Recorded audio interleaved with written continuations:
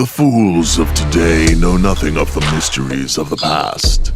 They walk down streets built upon the bones of fallen empires that gave them their technology, their magic, the very blood that courses through their veins. Great empires once ruled all around. The first occurred when man was just a scavenger. They were the Salas, snake men as the ignorant call them today. Their magic was strong, but dark, and connected to the foul outer gods. This connection would be their downfall as the outer gods charge a steep price for their knowledge. In the end, their dealings brought a cataclysm down upon Ura that nearly destroyed all life. What remained clawed slowly out of the devastation and began to rebuild. As they did, they found the remnants of the Salas. They discovered their cities, science and magic, even some of their experiments.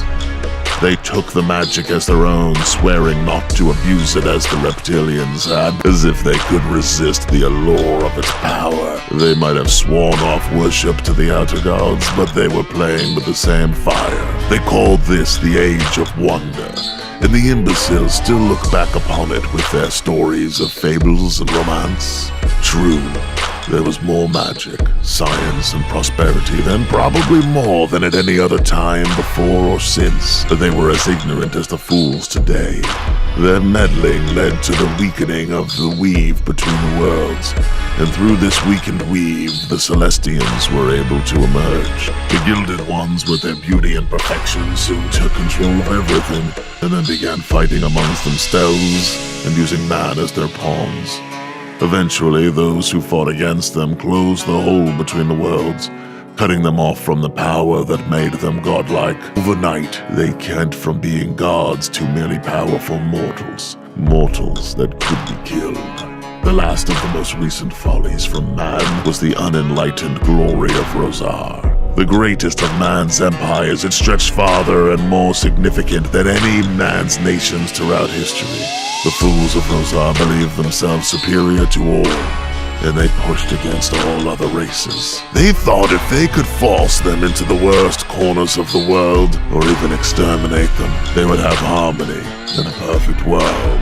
Little did the Dullards realize that man is his own worst enemy, and the empire crumbled before even 1,000 years had passed. Now Ura is a fractured land divided up between rival nations, dark magic, and the worshipping of foul gods is once more on the rise as the lessons of the past have all been forgotten. Now these fools will bring down the same calamities as their ancestors. And my fellows and I will watch and laugh. Oh, how we'll laugh.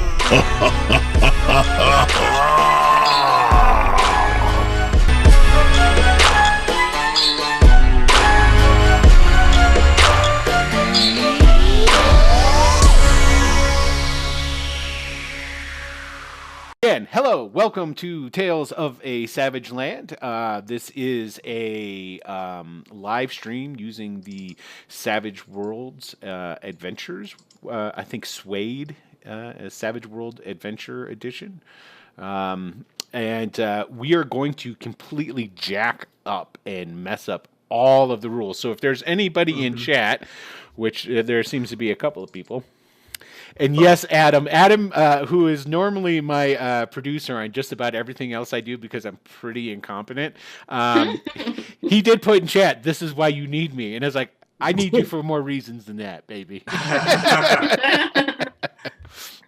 But baby, come back. Hey, there you go. Keep it up.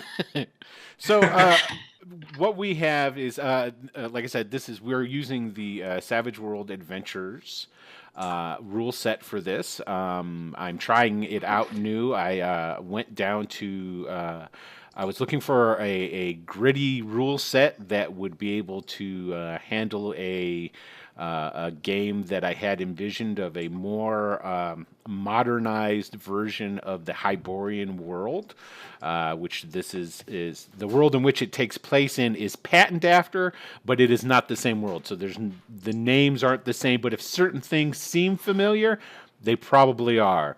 You're probably understanding where it comes from. This is takes place in a world that has more of a Renaissance level of technology, but there's no gunpowder. Because I know that was going to be the first thing anybody would ask. Where's the guns? So there you go. That's the answer. So we've been playing for a little bit already, doing some session zeros and getting some things under our belt, letting the players get to know each other and get together. And so as we had gone over, essentially what happened is that everybody received letters, and Brian's letter came out of the blue too. He wasn't expecting it, correct? Okay, yeah. So Rylan, which is an NPC, was the only one. So, but they had all received these letters of invitation to be initiates into the Arcana. The Arcanus, I'm sorry. And what the Arcanus is in the city of Lycena, which is basically the most major metropolitan city in this world. It is like a New York City in a fantasy sense. It is a melting pot. There is just about every nationality and race that you can find is in this city. It's okay. Yeah. Yeah, okay. Yeah, pretty much. You like cities. If you like cities, I'll give you that. If you like cities.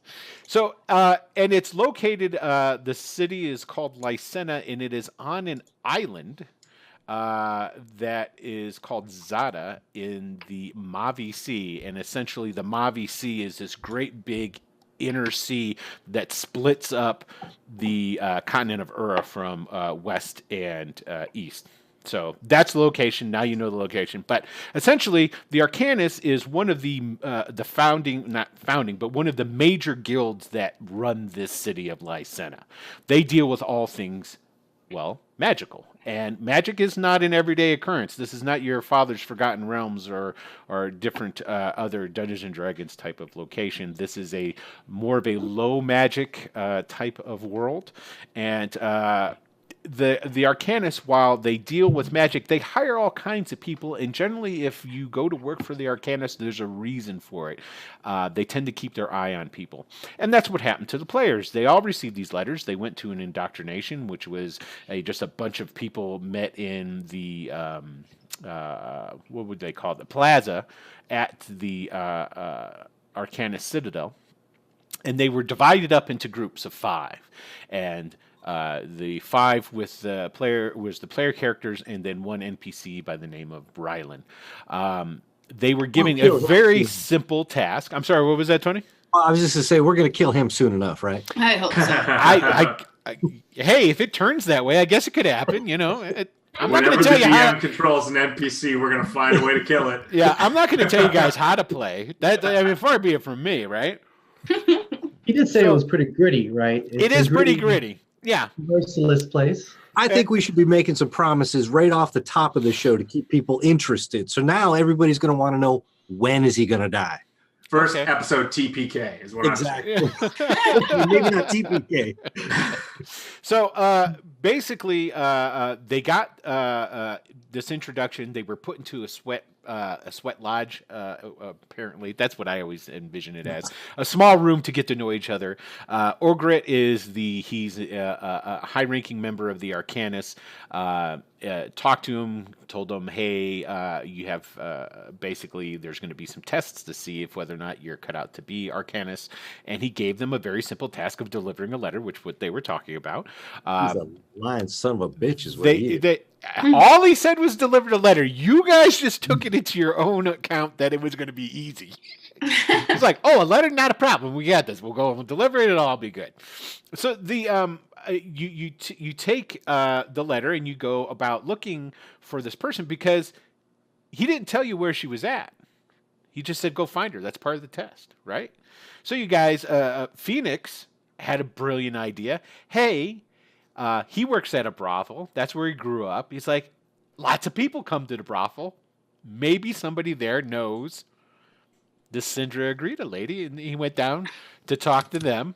They were told that there was a lady there, Syrah, who's one of the ladies that works there, has a customer that works for the Tradewind Messenger Service, which is... Thought it was Wayfarer. No, you're thinking of... It's not the Wayfarer Messenger Service? Tradewind. I'm making wrong notes. That's all right. I'm used to it, and we're only a little into doing his campaign. It's okay, Tony. I'm good with it. How dare you, Tony? Right? I guess the Wayfarer does sound pretty cool, though, doesn't it? Okay. No. So you went down there. Ciro's going to be on work. She's got this guy works for the Tradewind Messenger Service. Now the thing about the Tradewind Messenger Service, not many people know this, but Phoenix knew this because he kind of deals with some of these people, and the Tradewind Messenger Service is the front for what? Don't all shout it out at once. I don't think we should say it at all, really. The Black Hand. Oh. I thought we weren't going to say it. Yeah. All right. I told you there's a quiz on this, guys. Okay, so basically, it's a front for the Black Hand, and the Black Hand is a criminal organization, a.k.a. think the mob. Okay. And so they were going to find out about that. They didn't want to wait around for Ciro, so they just said, hey, when she comes on to work later, and we'll get to talk to her then. But until then, let's go down to the docks and see if we can find her. Somebody had a good idea, and this was legitimately a good idea. You're like, let's ask the guys who are the sentries, or a.k.a. the guard of the city. Let's go to one of their little substations, and we'll ask a captain of the guard of these guys. Maybe they know where she is or who she is or something like that. And they go in, they ask, and when they drop her name, the watch captain becomes extremely interested, takes him into a room, and demands to see this letter, which they said that they had a letter to deliver to her, demands to see it. They find out that she's a wanted criminal, and after a botched attempt to escape and just run away and not let them read the letter, they were forced to allow the sentries and the guard to read the letter, which said what? Does anybody remember that? Like a love letter or something. It wasn't even that. It was just come to the Arcanus. Yeah. Well, it's we're best friends. You're such a dear friend of mine. It said, come. to my dearest, yes, to my dearest friend. He was just being polite, but they could go way back. You never know. So after they saw that, they're like, well, screw it. And since there was no incriminating evidence, and they were initiates of the Arcanus, they were let go by the guard, and they went back. They talked. They had to wait until the next morning after talking with Cira, the prostitute. They would have to wait till the next morning before she would be able to give them any information. They left with the bright idea, hey, this lady's an archaeologist. They had found that out. Why don't we go to where? The Guild of Antiquities. There it is. There's the notes.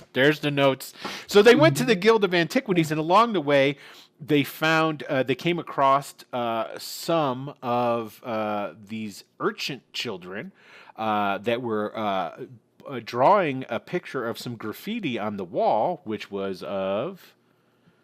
Ekitar. Ekitar.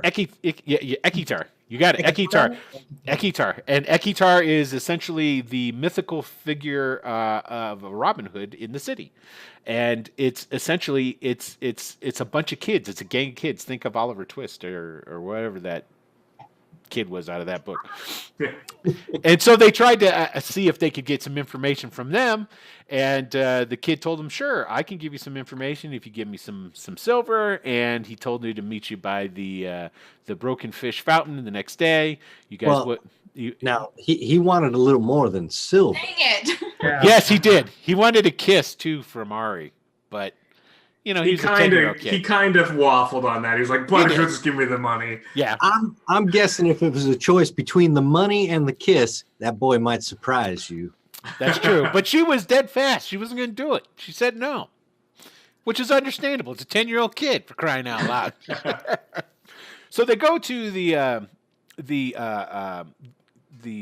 Guild of Antiquities, and at the Guild of Antiquities, they found out that from Salbis, who is the curator there.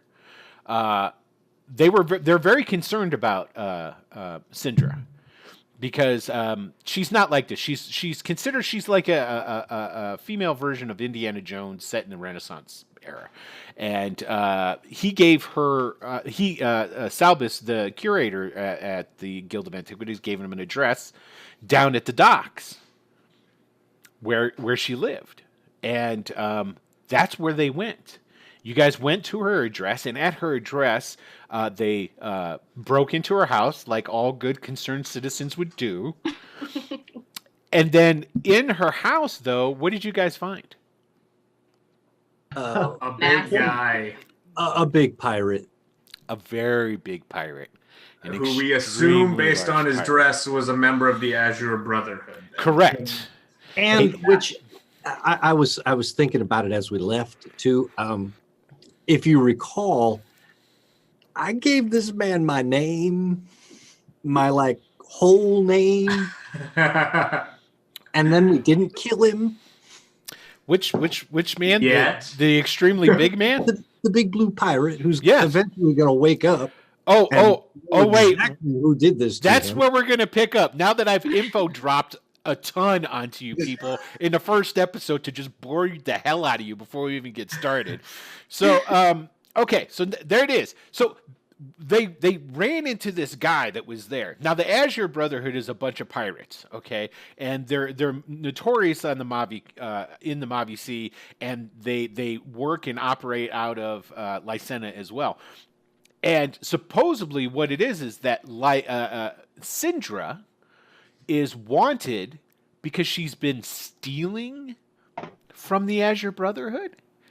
And Salbis even told you that he didn't think that sounded right. There's no way. And it's like, so this huge guy, he was like, what? He was 8 foot tall. He was just a big slab of beef. And you guys fought him for a while.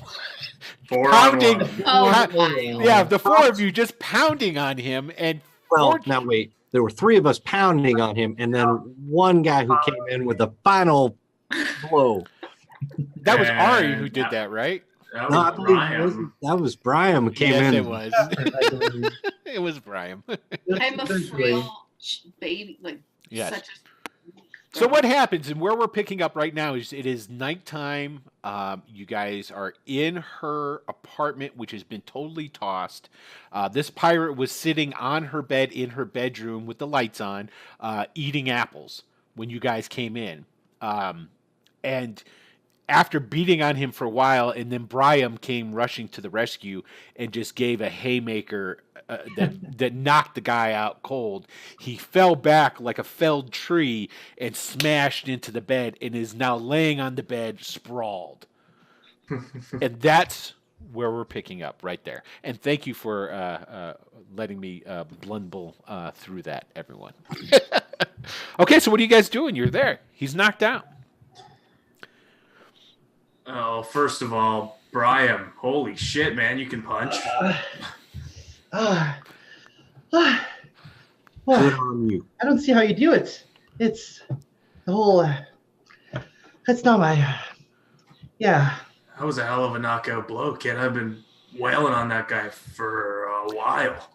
Well, you softened him up, I'm sure, and you as well, Joplin. No doubt. Phoenix would be super impressed because he's a bare knuckle brawler. And he was pounding on this guy to no end. And in comes Brian and just lays him out. Oh, Guy yeah. swatted me away like a fly. Yeah. So what's Ari and Joplin doing right now then? I'm gonna go ahead and go up, see if I can see anything in his pockets. Okay, so you're gonna rifle through his pockets. Yeah. He's got a small purse on him. He has basically like a little black book with a bunch of like I guess there's no numbers. They're addresses. I don't know. There's a lot of 7-digit sequences in here. Yeah, it's like codes.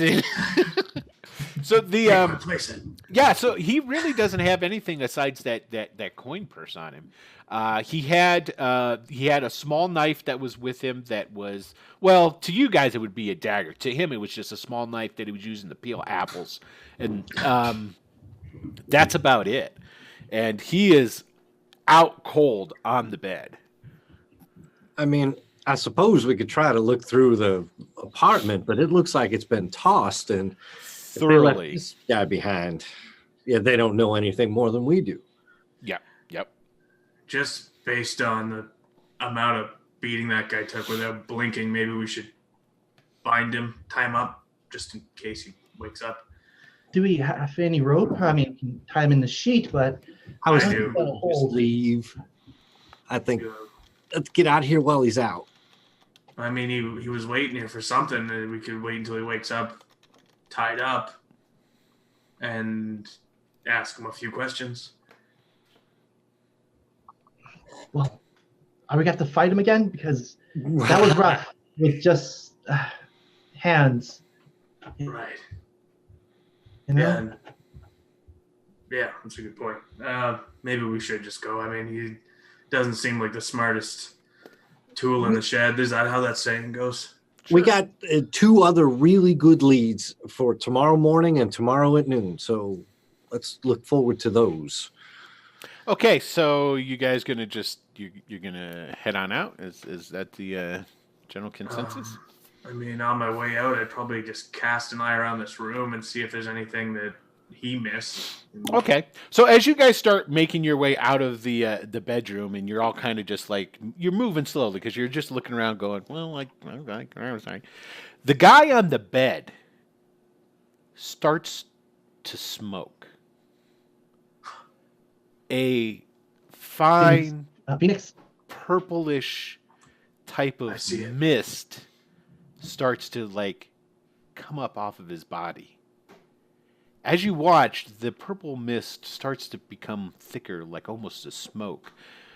And his skin starts like it's growing bubbles.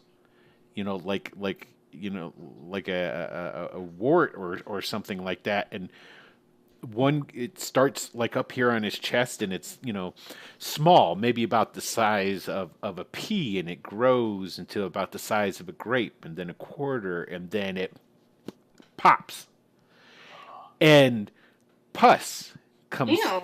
flying out onto his body and onto the bed, and more of these start to rise up on his skin and on his face, I'm and backing the fuck out of the room. and they start popping. Let's maybe close the door too behind us. So you guys are just going to leave and close the door? I'm gonna keep looking, but I'm gonna get back behind the door and look through. Okay, Sorry. are you guys You're doing not like the doing Scooby Doo thing? Yeah. You got all your heads in the line with the door open, looking in. Okay, as you watch, the room starts to fill with this purplish smoke, and these boils and blisters start just erupting all over his body and exploding. I mean, they blow his light cloth pantaloons apart, and it eventually blows. And it appears that whatever this purplish pus that's coming out is acidic because it starts to eat at the bedding and his clothes, and after a minute, his chest cavity like blows out. Ew. And then it stops, but it's been obscured by this purplish smoke. But it starts to thin rather quickly, almost as if it was like a steam more than a smoke now. As it starts, yes, and basically correct. I need each and every one of you to give me, because this is basically what we're dealing with here, is we're going to be using fear rules, because this is going to have the feel of the old pulps and the Robert E. Howards and H.P. Lovecraft and what have you. It's completely grotesque and disgusting what you're watching. So what I need is for each of you to make a spirit check. Ooh, It's essentially to whether or not you're going to be gripped by this fear and nausea. Let me go back onto the. I'm not. I guess here. Let me. So let's let the fine people at home see your rolls here. Ari is fine. Joplin, you are correct. You are throwing up, sir.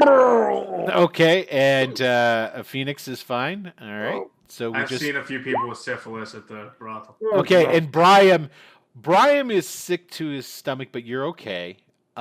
Phoenix, it's disgusting. Ari, I don't know. Are you fascinated? I mean, you're kind of weird, right? Well, I mean, so obviously whatever this was would have been some sort of magic, so I would be intrigued. There it is. Look at that. Okay, cool. Well, All right, so kind of eyeing her while this is happening. Like, did what you did to this guy with those fucking tendrils of smoke cause this shit?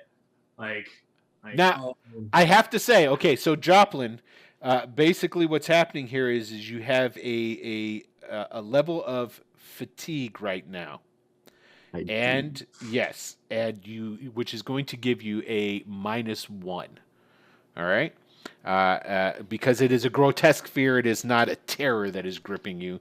So, yes, that's what's going on with that. Okay. All right. Good. It'll pass. Now, as that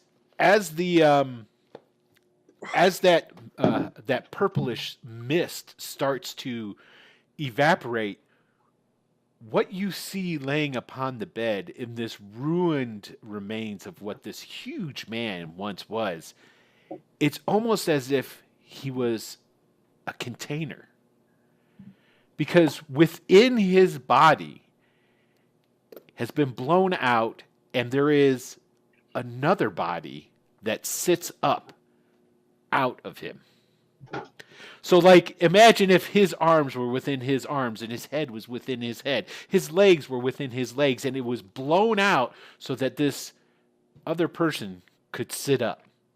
This person is just covered in this purplish ooze and different bits and parts and gore of what had been whoever this big guy from the Azure Brotherhood was. Duke's up, still just behind the door. Scooby-Doo mode. Okay. But when you see him sit up, it is feeding into. Now, granted, Ari made a good roll, and so did Phoenix, and Brian is actually very brave. So you're more fascinated in a crazy way at what's going on. But Joplin, man, yeah. This is something that is completely alien and disgusting to all of you. So what are you going to do? I think the very first thing I'm going to do is cast grapple around this person. Okay. So you're just going to start off with casting magic at somebody that just exploded out of another human being. I just want to make sure that's what you're planning to do. They know clearly this was magic, so they know that magic is a thing in this world. Yes, but until none of the other people with you had ever seen any magic. I'm still kind of convinced that she did this somehow. Right? But I would probably can I make out based on through the viscera? Can I see whether this is a male or a female figure?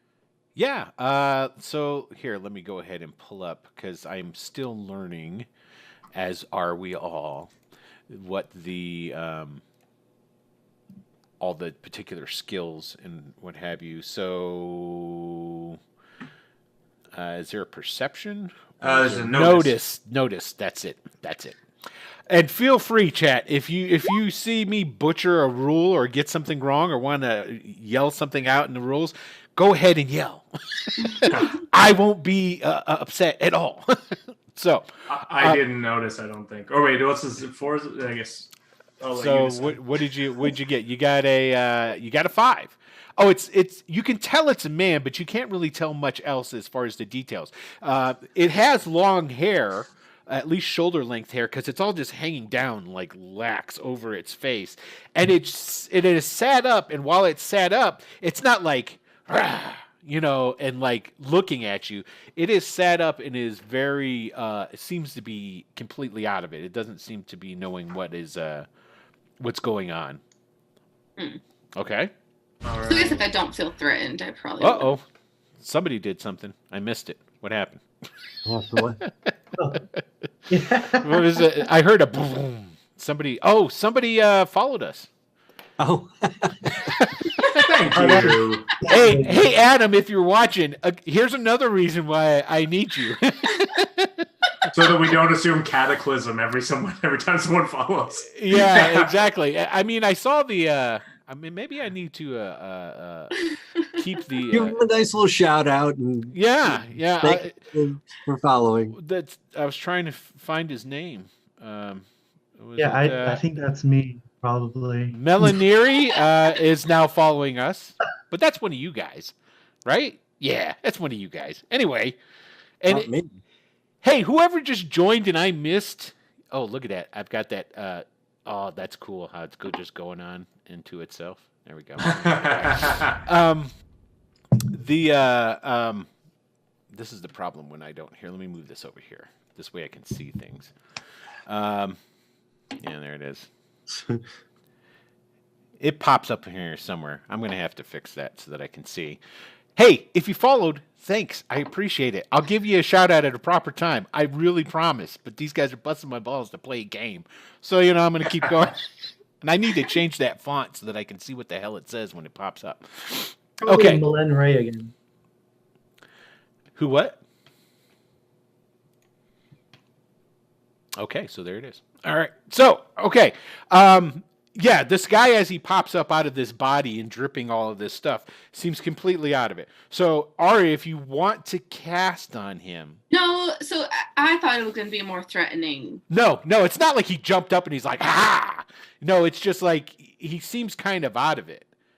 So, now, I would just like to point out that if you were like shopping in a store, you yourself, and you like turn around into the sweatpants aisle or something, I don't know, and somebody fell on the floor and another person exploded out of their chest, that's probably how you'd be feeling right now.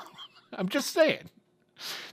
Keep in mind, I know we are all veteran players of another role-playing game that is very prevalent in the world. You notice I didn't say a name, not giving any props out.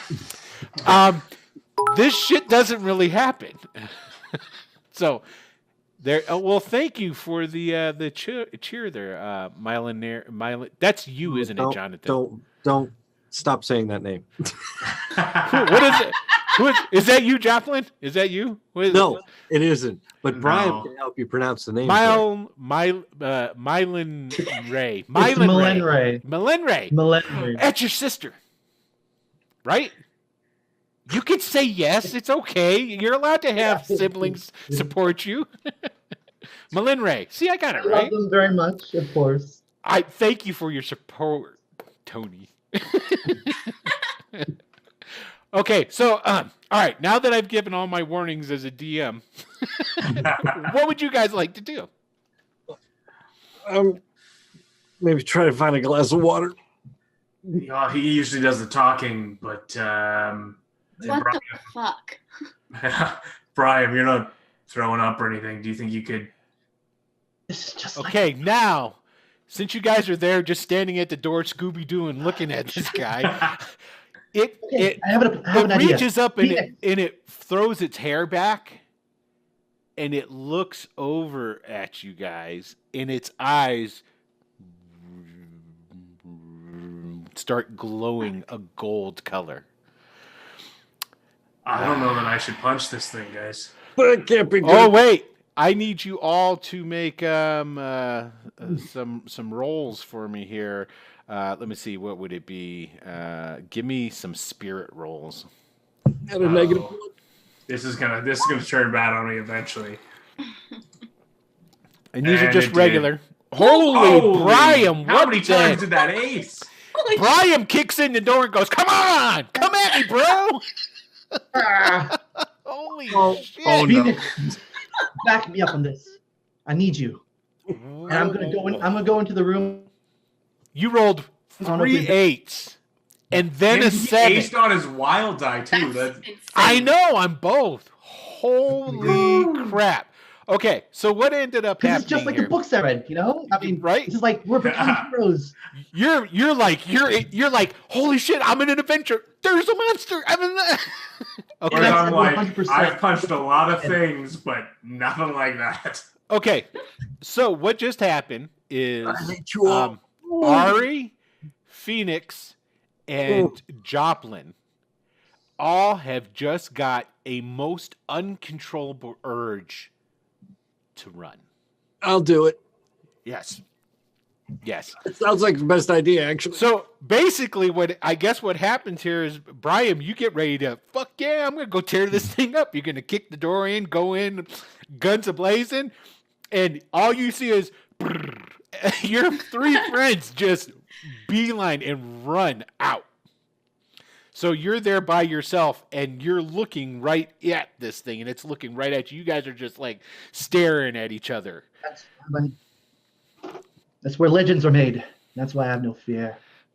Ooh, Brian's a stud. And it speaks to you. And hey, They'll speak- Adam, are you still watching? Say something in chat right quick if you're still watching, because this is totally for you, bro.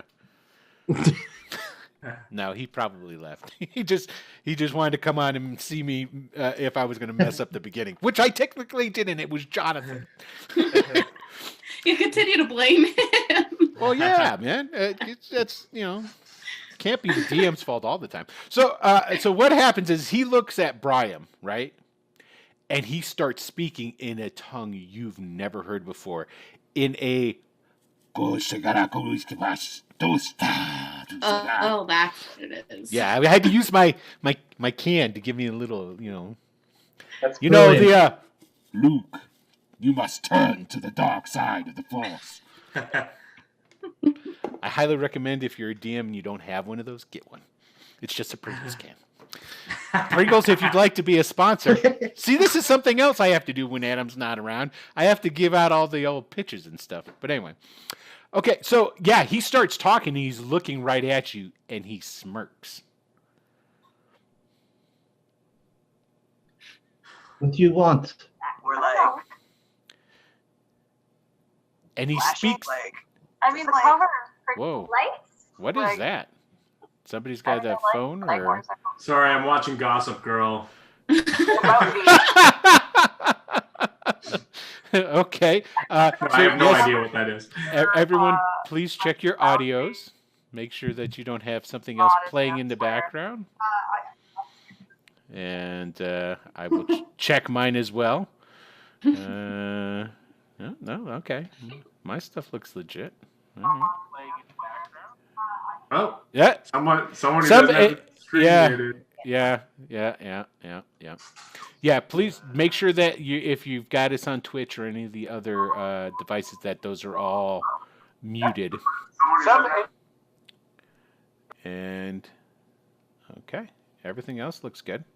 There goes. I fixed it. I'll take. Yes. Okay. So, what did Brian say? Oh, I think you're on mute, Jonathan. Oh, okay. No, I think that was me, actually. Oh, okay. So what did Brian say? Yeah. So, as it speaks to me in that weird language, Mm-hmm. I just calmly ask, what is it? You let us have words. It just really adopting the persona of a hero in my mind. Oh, totally, dude. You are the man among men. And so it steps out of this body onto the floor and gets to its full height. And it's like a regular sized man. He's like 6'2". So he's a little bit taller than average, I guess. But he just stepped out of a guy that was over 8 feet tall and big. So, and he comes walking to you very casually. He's butt ass naked, by the way. Hell yeah. And There you go. Thank you. And he is chiseled and cut. He looks like, for our intents and purposes, like a Greek Adonis. I mean, he looks like perfection. And he just looks at you and he's smiling and goes, Baskelado, Kushkeran. And he seems to be genuinely impressed by you. You're getting this feeling coming across as you're a generous 7. Thank you for following us. See, I got my notification right here. And he comes up and he puts a hand on your shoulder, and his, looking at you, smiling, and he's got that purple ooze now all like on your shoulder. So I mean, you are completely. I mean, I don't really know what would actually phase you. I mean. You've got brave to the nth degree. Yeah, and this guy is not intimidating at all to you in any sense. So I love it because it's almost like it's like a naivete sort of unfazed, sort of thing. I'm just gonna go through. Wait, I don't know what he's saying. Is that right? You have no idea what he's saying, and when he speaks, even though I wasn't using the old D&D DM's Pringle can. And thank you, Brian Longshelf. His voice when he speaks, it has like a resonating echo to it almost. Like a deep bass echo.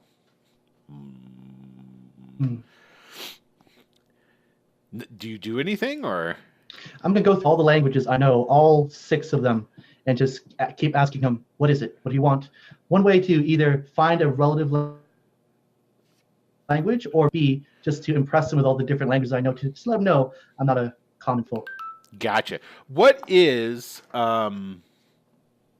give me the list of your languages, because I don't remember what everybody ended up speaking. Spicy Tantan, thank you for following us. We appreciate it. Hey, that's my girlfriend. And there we go. See, she does love you, man. Yeah, I always knew it. Okay, go ahead, Brian. What is it? So, Shamish, Brythlin, Kulistia, Sanid, Patara, and Amora. Those are the 6. When you speak Pataran, okay, because remember, Patara is it's actually a very ancient land. It's far from here. It's in the deserts, and it's probably the land that is the most magical, if you can even call such a thing being in existence here. It is a land of, it's considered to be vile and wicked, and it is full of debauchery and magics and things along those lines. When you say, and it's, what are you doing here? Is that what you're asking him? Okay. Oh, what did I ask him? What is it you want? What is it you want? When you say that to him in Pataran, he stops and he like recognition. You can see underneath all the purple pus that's still just on his face. A recognition comes to his face, and he speaks back in Pataran to you. It is heavily accented, though, and well, I'll show you how accented it is here in a second. Oh, I'm sorry. He goes, "You speak the language of my my followers. How nice! You must be one of my followers as well. Come with me, child. Come with me." And he turns and he starts walking out. I'm gonna follow him. You need to roll to not be impressed. I guess some are gone. Yeah, you got to roll right quick to make Ari's? sure you're not impressed by his glutes, though. He's got a real nice ass. Let's do that glute check. Yeah. Is that another spirit? Yeah, because you did it at a -4 actually, because he's got a real nice set of Well, anyway, plus- so Oh wait, no. yeah. Okay, so yes, the others left. So let's do that. Now let's cut. Now the three of you guys just left. You are freaked the fuck out. So what's happening? You guys go barreling out of the apartment. You go to the landing and to the stairs that led up to the second floor where this apartment was. I take it you just rumble on down, almost tripping and falling, I would assume, correct? Yeah, I'd say like by the time we get to the bottom of the stairs, one of us probably would have noticed Brian wasn't with us and been like, "Whoa, wait, what? Fuck, did he get eaten or something?" It wasn't me. I didn't notice it. I think just because I've been so impressed by the way this kid's been holding up so far, I would have been like, "Oh shit, Let's keep going. We can keep going. He'll be fine. Joplin, come on, man. He'll be fine." Do you want to go back in there? I mean, No, none of you want to go back in there. I mean, we don't have to go back in, but we at least have to wait here and just see if the kid comes back out. All right, we'll wait a little bit further. Just Yeah. a little bit further. And maybe behind I'm something. I'm in support of that idea. Yeah, let's. There let's are find- some crates and barrels in this alleyway. If There's you a crate guys- and barrel. No, not a crate. There's actually it's a Cracker Barrel, and this is the rear door to it. Barrel of If crackers. you want a Cracker Barrel, I can go for a baked apple right about now. There you go. No, there's some old crates and used barrels that are in this alleyway. If you guys wanted to, you could go and try and hide behind those if you wanted. The compulsion to do so is pretty heavy, but Yeah. I would. I mean, all it took was one suggestion from Joplin, and I was like, okay, yeah, sure. all right. So what I want you to do is go ahead and give me a. Now again, this is where we're trying to see. You guys are making me cry. I That know, bad, right? huh? Let's see. What would be the appropriate skill? Do they have a hiding? They got to have They a have a hiding. stealth. Stealth is the role you will be making. Remember what happened last session? Let's see. We're good. Okay. Okay, those numbers are too small. I can't see those without these. There we go. Everyone made it, assuming it's 4. Okay, cool. So you guys all make it. You all feel very, very good about your hiding position behind these barrels. Okay, we're gonna cut back upstairs. So this guy just goes walking by you, Brian. So So he's going out the bedroom I'll door? follow. yeah, he's left past, because the way I looked at it is that Brian was in the doorway. Essentially, he came in just like a step into the room, and he was having this conversation. This guy came up to him, put his hand on his shoulder, and then he like just walks right past him, and he walks into the like the living room area of the. I mean, it's only a 1-bedroom apartment, so there you go. So he's in the apartment, walking towards the door like he's going to be leaving. So. Well, if we would leave the doorway, I imagine our voices would carry to wherever they're hiding. It's possible they can roll on a. We would also need to know the language. I know I We're still speaking Tarn. Yeah, that's true. They're speaking. Do any of you guys speak Batarn? No. I Okay. checked when you mentioned. So they probably hear us speaking, or they hear me saying out loud, Adatmur, Dilisk, if Oski Afghan, which means I am actually of the Arcanum. I am not familiar with who you are. We're here looking for looking for Syndra, And but like the whole thing. he stops and he turns around. And is it? I do not know who this is that you speak of, but it does not matter. I have a feeling that much has changed. I will find you. Where do you live? I live in the Rhubarb Bakery. There you go. Down the road. Quite nice. You should come one day. We have bread and little pastries. I am Brian Longshelf, and I will extend my hand. Just He will actually. never breaking eye with him. He will actually. He's going to look at your hand, and like quizzically, like he doesn't understand what you're doing, And then he puts his hand out as well, but he doesn't like put it as in to take your hand and shake it. He just basically is just like mimicking you. I'll grasp his hand, but then as it gets pretty sticky, I'm just gonna give it a firm squeeze and let go. Okay. And he seems to comprehend that this is some sort of ritual of some sort, and he seems pleased about it. He smiles widely and he goes, "You may call me Azel. I shall come find you." And then he turns and he walks out the apartment. Now, when he goes out, I'm sorry. Go ahead. I'm sorry. What?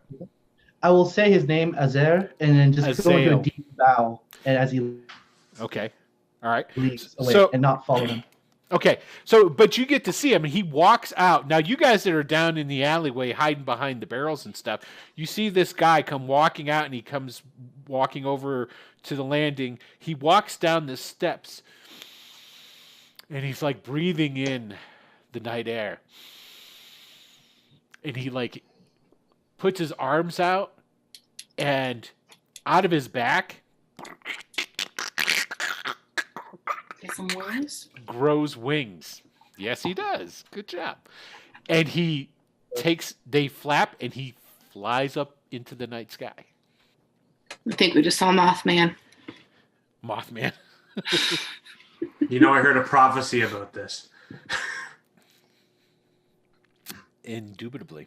Okay. So I take it, Brian, you kind of sort of follow him towards the door and then out. At the staircase, yeah, I don't follow them. Once we reach the balcony. Okay. So you were standing on top of the balcony as you watch him walk down, and then he these wings sprout out of his back, and then he flies up into the sky. You guys hiding behind your barrels, you see Brian come just strolling out, stand at the top, and he sees that happen, and he's just standing there, and that guy flew away. So what's going on? I think what's happening? for the first time in my life, I would be genuinely impressed. Yes. He was, without a doubt, okay, he was covered in ichor and pus like he was. Yeah. He was still the most amazing physical specimen of a male that any of you have seen. I mean, he was just breathtaking. I mean, but at the same time, there was a whole kind of you all have met people when you meet them, they give you kind of the creep vibe. It's just kind of if I had little kids with me, I wouldn't want to leave them alone with this kind of guy. That just got that vibe off of him though too. Okay, so what are you guys doing? Well, did he? So that guy's gone, right?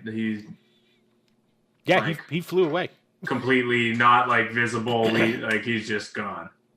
Yep. He's gone. And I'm assuming with that our fear subsided, right? Correct. After after you see him actually leave, it slowly fades within you, and the supernatural fear that was gripping you when his eyes flashed at you, it goes away. Did you get his number, Brian? Yeah, who's your friend, Brian? Brian's gonna come walking down the steps, just quite calmly, and then with his hand still closed. And if you all come out of hiding, he's just gonna fall over, and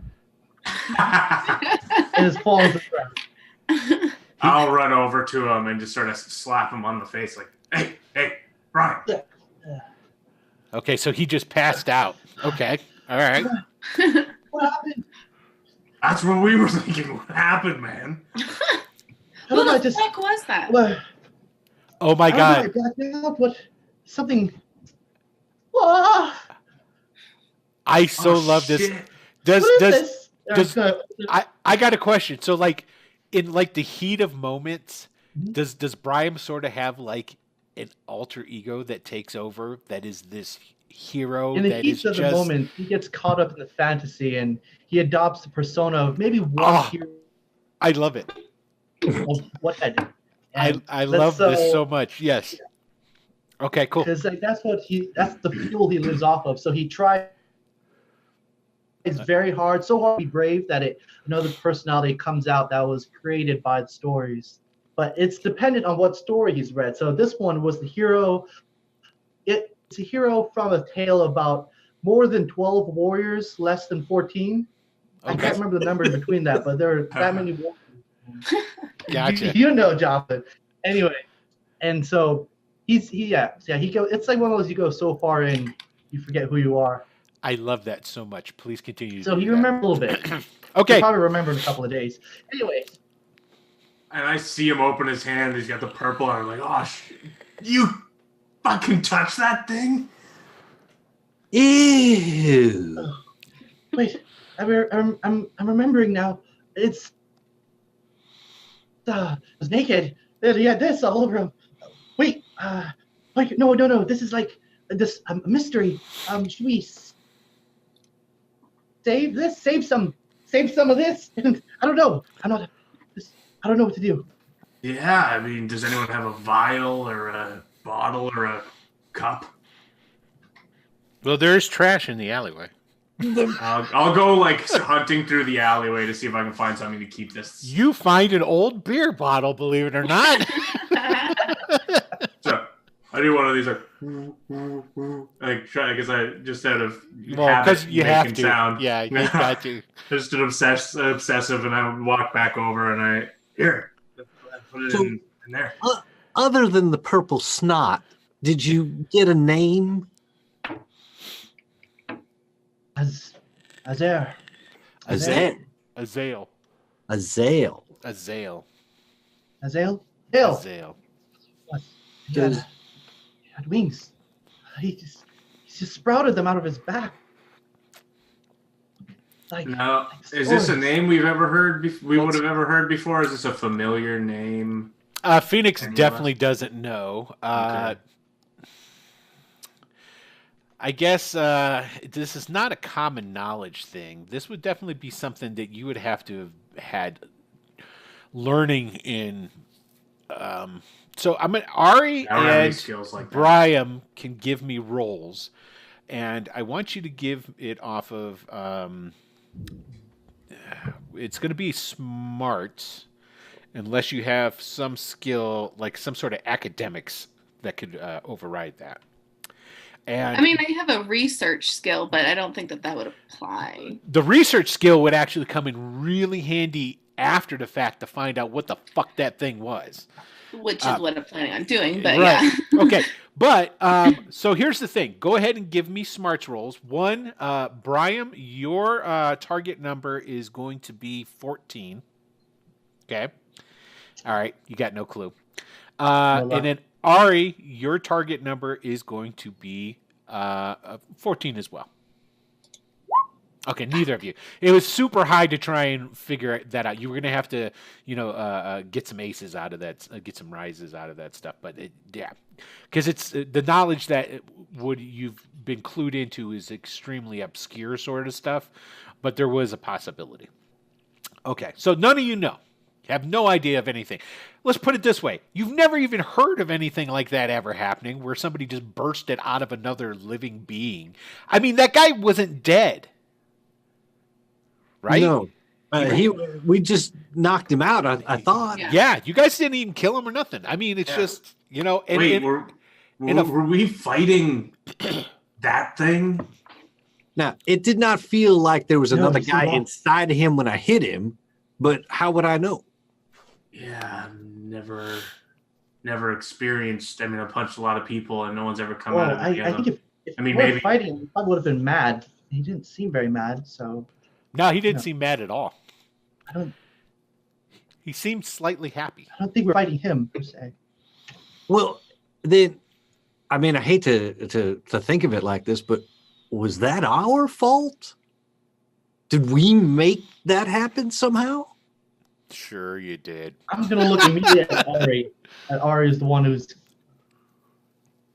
Yeah, because Phoenix Yeah. has already given her the stink eye anyway, because he thinks that she had something to do with it with her crazy voodoo magic. I Yeah, swear that was not fucking me. I have never seen anything like that in my entire life. have you been doing this Wait, magic stuff Joplin. long? I mean, is this something you do often? This magic smoke shit you were doing, tangling that guy up? Well, I'm not supposed to.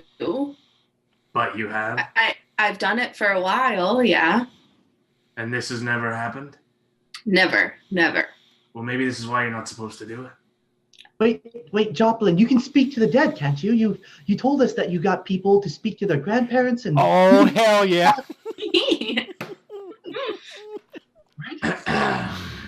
And you are absolutely right, Brian. And I will go into the mental netherworld, and I will seek out this gigantic pirate in the depths of wherever his soul may be, and I'll see if he knows anything.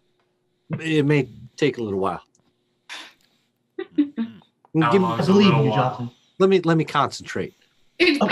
that made me lose a little bit of the impressiveness that I had, like the awestruckness. Oh, all right. Hang on. Oh, Shh. I am Ari. big as your pirate.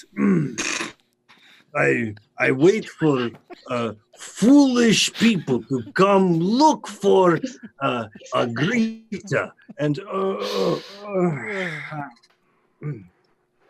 no, I don't believe he knows anything. Oh wow, that was. See, it's just like your magic, Ari. It's exactly like her magic. No, it fucking. Exactly. No, I really like Brian. I gotta say, kid, you make me smile. Oh, me too, man. If I had 100 of you in every show, I never would have quit. Wait, of course not. You're amazing. So we've already what's it called? Eliminated one of the suspects. We're a good team. All of us. All four of us. Every one of us is valuable. That's a weirdly nice thing to say in this situation, kid, considering Okay. we left you up there with that demon monster. But thanks. So He seems why like a would nice he want guy. to toss her apartment? The big guy I mean, or the handsome guy? the handsome guy, right? Or he'd be the one who's controlling the big guy. I don't think he was. I mean, that guy seemed dumb as rocks when we were fighting him. yes, he Yeah. did. I mean, unless that guy's a really good actor, but Yeah. Brian, did he speak any not English or common?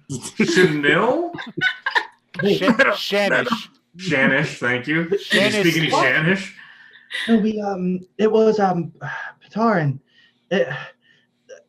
In times when I get burned over the fantasies and the fiction, the nonfiction, the bibliography. Well, anyways, we every now and then one of the maesters comes in with a pamphlet or something. Basically, it's a language from just I only know so much of it. It's Patarin. You all What did know. he say? It's coming back to me piece by piece. Yeah, you guys all know of Patara, the actual place. The place, yeah. Yeah. Yeah, I mean, without a doubt, you know of its existence. He said he thought I was a follower. So he must be Follower? pretty important. Yes, a follower. I told him I didn't want to lie to him, so I told him I was part of the Arcanum, but he just simply said that he will find me when he needs me. So That's not ominous. How's he gonna Stand find out you? Does he have like some sort of divination stand out magic? loud now. That sounds kind of ominous.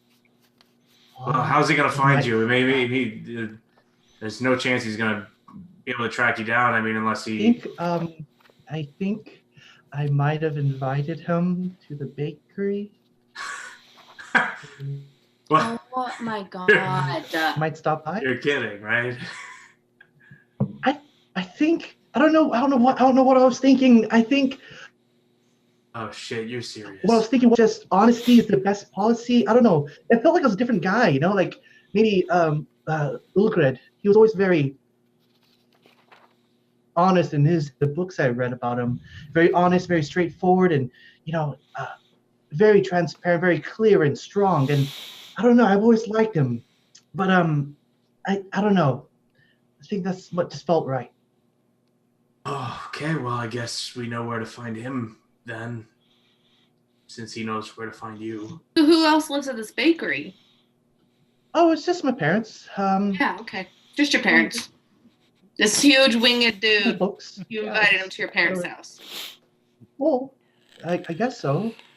I mean, thinking clearly now, maybe I would like meet somebody someplace public first, and then see how that goes, and then maybe come on maybe once or twice, and then introduce them to the folks. But Are you courting this demon? I'm not too Brian? familiar with how that goes.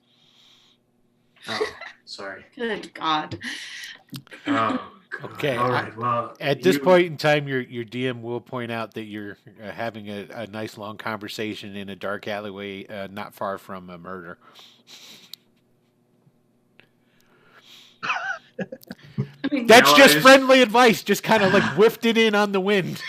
well, I mean, nobody would have Oh, he known, smelled right? death on the wind. Yeah. And on that note, you know what? Should we go back and see what happened to that body? Do you think it disintegrated or something? It looked like it was all smoky and Why, before we. why Me do you and keep wanting to go back there? Azrael. Yeah, I guess we got a little sample. Oh, right. I got this Oh, sample. I'm just gonna. put that away.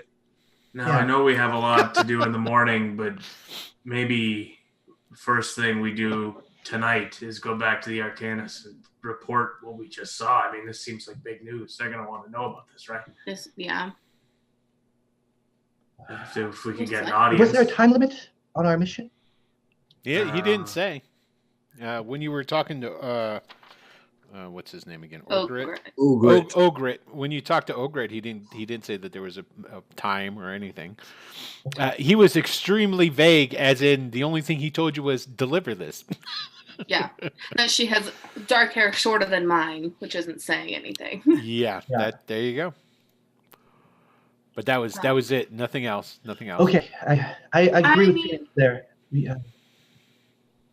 Yeah. What we just saw is a little more important than what we know is in that note. Yeah. And we have proof as well. So maybe they'll know more about it. Yeah. And, Azrael and this, Patar and followers. That's three clues. So that's a I good don't- number. Really see I mean- anything.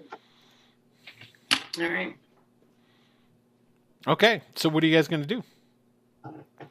I mean, there's all the morning. We've got a few things we can do, but until the morning, we might as well see if we can get an audience with someone at the Arcanus and sort this out, right? Or am I barking up the wrong tree here? No, in fact, if we had to wake up Ogret, I think that would be okay. For Grins, is there a library at the Arcanus that's available for research purposes? Well, the Arcanus does have a library. Whether or not you'll be permitted to use said library, I don't know. Depends. Okay.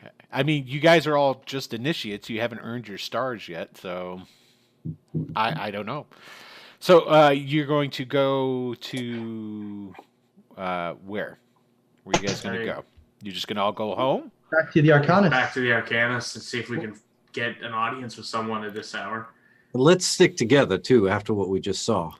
Yeah. Okay, so okay, all right, not a problem. So you guys go walking through town. Now remember, basically from where you're at to where the Citadel of the Arcanus is, it's a couple of hour walk to get there.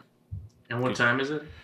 It's I mean- well, it was night, but it wasn't incredibly late. It was probably, I don't know, 7, 8 o'clock. Because feel remember, like this you is- hurried over to get to the Guild of Antiquities, and the Guild of Antiquities pretty much closed down at sundown, right? Yeah. And you Yeah. guys got there just before sundown, and then that's when you talked with Salbus and that Yelnavor guy, that guy that was he was a high elf that Mhm. you actually ended up talking to. From there, you went to the docks, and that took you essentially like an hour and a half, something like that. I mean, this is a big city, so it takes a while on foot. So let's say it'll take you an hour walk time to get there. How about that? Instead of 2 hours, it takes about an hour walk time.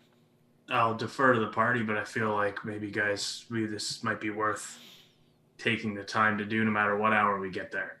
Yeah. 100%. All right. But, yeah, Brian, Joplin. I'm with you, but my testimony is going to be less than accurate. I didn't see much Neither after did I. I started exploding, and I don't want to. That's when you get one I of have those most of it now. one of those vomit burps. Yeah. Oh, All that back down. Okay, so you guys start heading off towards the Citadel of the Arcanus. So what we'll do is we're going to go ahead and we will take a break right here because we're almost at that time. Let me just get it set here. There it is. That's what I need. Okay, everybody. So what we're going to do is we're going to take a little bit of a break right now. So go ahead and do what you need to do. Get some beverages, snackage, what have you. We will do the same, and we will be back. Hello, everyone. We are back from our break and ready to get a rocking and a rolling. So, okay. So you guys just had the super weird encounter, supernatural thing happen, and you've decided, hey, hey Lee Kim, how's it going, man? Giving a shout out to somebody in chat. No, that was just like straight out of nowhere. So you guys start making your way toward the Citadel of the Arcanus, and you're on your way, walking through the streets. Like I said before, Lycena after dark, depending on which areas you go through, is like when you go through the trades district, that's going to be pretty much buttoned up. You know, the blacksmith and the carpenters and all those guys aren't really open anymore after dark. But where you were at in the foreign quarter, because remember that's where Syndra's apartment was at. It's quite bustling still, and as you make your way towards the city center, as it is called, the big circular center where all the big important buildings are and what have you, it for the most part is closed up, but there are different like parties that are held and things along these lines that depending on where it's at, like there's like museums that stay open later and things along these lines. Okay. You eventually make it to the Citadel of the Arcanum. Now the Arcanus of the Arcanus, the Citadel is surrounded by plazas and gardens and things along these lines. The Citadel itself, the main huge tower, is walled off. Okay. So are you going to go to the main gates? Are you going to try and go to the entrance remember where you were first brought in to a plaza, and then from that plaza you were taken into a courtyard, an inner courtyard that had those little houses in it, and then from there to another door which led into yet another inner area that had that open like patio where Orgrit told you guys basically you're going to be delivering the letter. So how are you approaching the Citadel? Well, I'd assume we'd go back the way we came, but I'm open to discussion. Guys, do you want to go to the front gate, or do you want to see? I mean, it's only the second time I've been here. So, me too. Dude, I say we go back the way we came, I guess. I mean, we have like permission, right? I mean, we can. You get? Are you We'll guys? find out. Well, here's a question, because everybody took off except for Brian. Everybody took off their I'm their wearing tunic. it again. I Okay. put it back on as we walked up to the Antiquities Guild. Yeah, That's right. begrudgingly, I'd probably put mine back on too. Okay. now And that- remember, it was the white and gold trimmed light cloth like tunic is essentially what it like a shirt. Yeah. And mine's been tucked into my like hanging over my waistband of my linen pants all day, so it's been just jammed in there, getting sweaty, so it's just wrinkled up and like not particularly. I don't have it in a sack or anything. I didn't put it in my bag. I just jammed it into my waistband. Gotcha. as it should be. Yes. So So it doesn't look pretty. yeah. So where are you guys going? You go to the front gate? I think so. What about you guys? That's pretty straightforward and honest. That's the way to do it. Yeah. Okay. So there is, like I said, there's all those gardens and little plazas and stuff that surround it, but there is a main like boulevard that is colonnaded all the way up to these impressive double-doored, carved from some sort of white wood with big brass knockers on it, and there is. We're grown up. Yes, we are. I have to say thank you, Grace. I appreciate that because we all thought it. So, at the front gate or the front doors, which are closed, there is like two little houses. They're like little guard houses. You know, you guys have probably seen pictures of the guards at the Tower of London, you know, with their bare hats, how they have those little things where they can stand in if it's raining and whatnot. And there's two little houses on either side of the steps that go up to this landing where the doors are. And these guys, they have the white and gold trimmed tunic on over. They're actually have chain mail armor, white helms with gold nasal guards and a gold spike on the top of the helmet. They have a spear and a small circular like a brass shield and a scimitar, and they're there, you know, standing at the door. So I'm gonna go up and say, "Hey." The one guy goes, the guy on the right goes, "Hey," and then like a heartbeat goes by, and the guy on the left goes, "Hey." We need to speak to someone. We saw something just now that we feel like it's necessary to report. Okay. Hold on one moment. And the guy on the right, he goes over and he leans his spear against the door, goes into that little hut thing, comes out, and he's got essentially a clipboard and a grease pen, and he goes, "And you are?" I'm Ari Shade. I am. Yeah. Okay. Yes, you're not on the list. And you other gentlemen, you are? Brian Longshelf. Oh, Brian. Yeah, not on the list. Okay. And you, sir? And he points at Joplin. Yeah, he points at Joplin. I am not on the list. Yes. I see you right here, not on the list. Yes, excellent. And I take it you're not on the list as well. And he just Phoenix. Thanks. Yeah, he tucks the clipboard under his arm and is, "I can see that you're all initiates, and that is a high honor. But as you can see, it's closed for the night. So no, you were right, sir. You are absolutely right. How presumptuous of us. Yeah, but what is this that is so important that you need to come this late to speak to someone?" No, it's nothing. No, Don't even bother. Who cares if some strange deity from another plane just materialized out of the body of some other dead man? It doesn't matter. I'm sure it'll keep till morning. In fact, we'll tell your boss that you made sure it kept until morning. Now he walks up to you and goes, well, you don't smell like a drunk. Why don't you give me the details?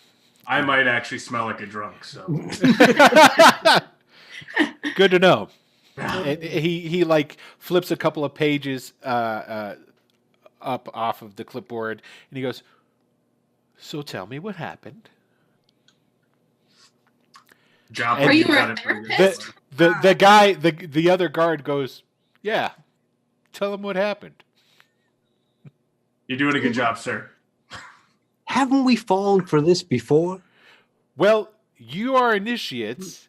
I'm still talking to you because you're initiates, but it is also my job to discern whether or not what you have to say is valid enough for me to go in those doors. We met a man from Batar. A man from Patar. He Well, claimed okay. his name was Azael. And that's all he Azael. wanted to say. And he writes down Azael and Patar. But you could see when you dropped the name Patar of that kingdom, that he did take notice of it. It wasn't like whatever. I know it's already been stated, but I don't know if you've written it down yet. He came out of another guy's body. Yeah, that is odd.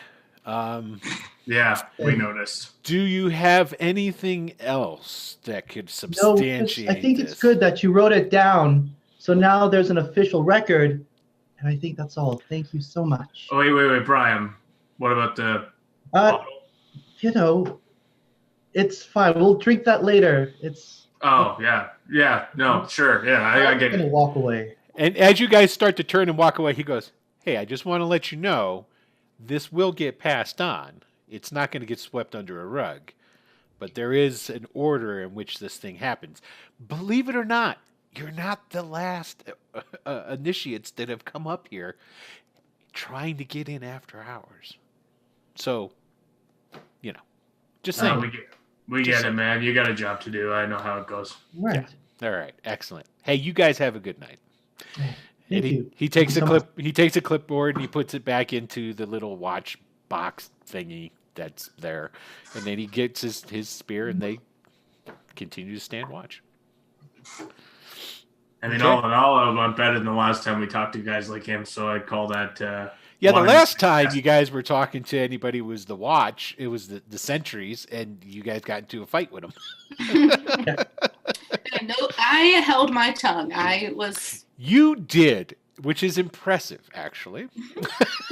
Okay, so there it is. You guys are done with that. So what are you going to do for the rest of the evening? You have 2 appointments for the morrow. If you're going to keep said appointments, you were going to go and meet with Sierra. First thing in the morning. First thing in the morning. Well, not first thing in the morning, Well, considering her job. Yeah, but then also too, you had Ulsa, the kid. Usla. Uslav. And he, and also we did send Rylan, I think, decided he was going to take care of that in the morning too. So, I mean, I'm going to be at the brothel anyways. Rylan's on the case with that kid, but maybe some of us, maybe we meet at the brothel and then go and find him so he doesn't do that on his own. What Rylan had said is that I'm going home. I'm going to bed. That's what Rylan said. I also agree with Phoenix. I think he's because we argued. What about the kiss? Are you gonna kiss a little kid? And that's what I remember. But I don't know if that came to anything. I don't think he ever promised he'd go. I think he said we'd deal with that tomorrow, more or less. But What he actually said was that he would meet you at the Empress in the morning. That's what Rylan had said. Okay. Yeah. So, and then he went home. So Then I say we all turn in for the night. I mean, there's not much else we can do. Maybe, kid, do you want somewhere to sleep where you haven't disclosed to a demon, naked, purple guy? I mean, he wasn't purple, but he was covered in purple.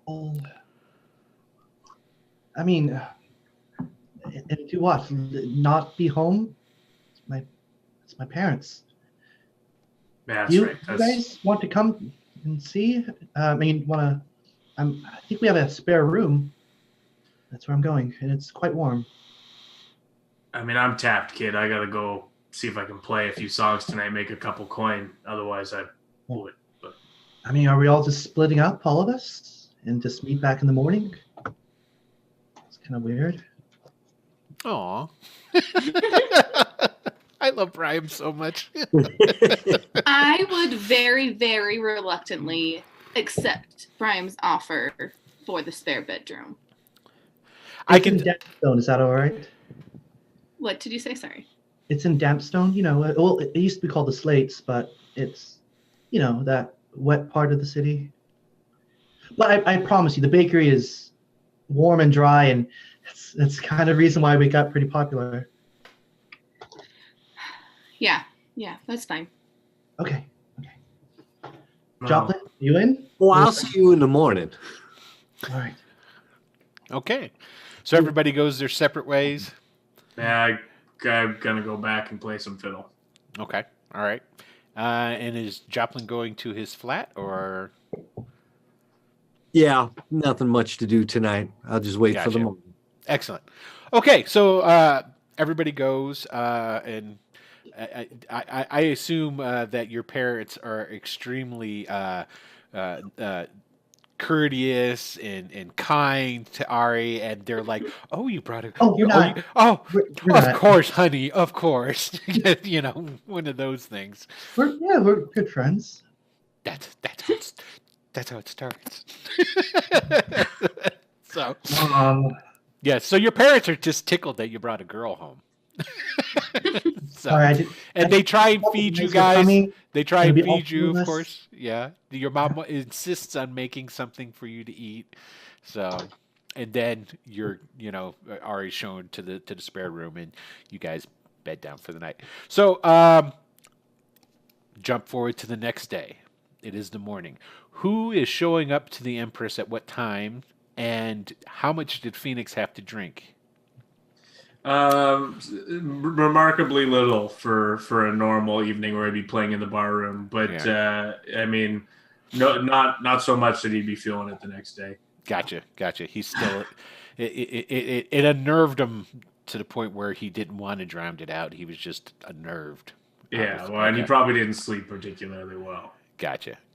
Okay, so we'll just go around. So, what time does Phoenix wake up in the Empress in his room? Well, usually his duties for the day would start as soon as they started kicking people out in the early wee hours of the morning. Not kicking people out, but ushering out the drunks, because he'd start mopping up and getting things clean. So he'd probably start around 4:30 in the morning, just makes sense.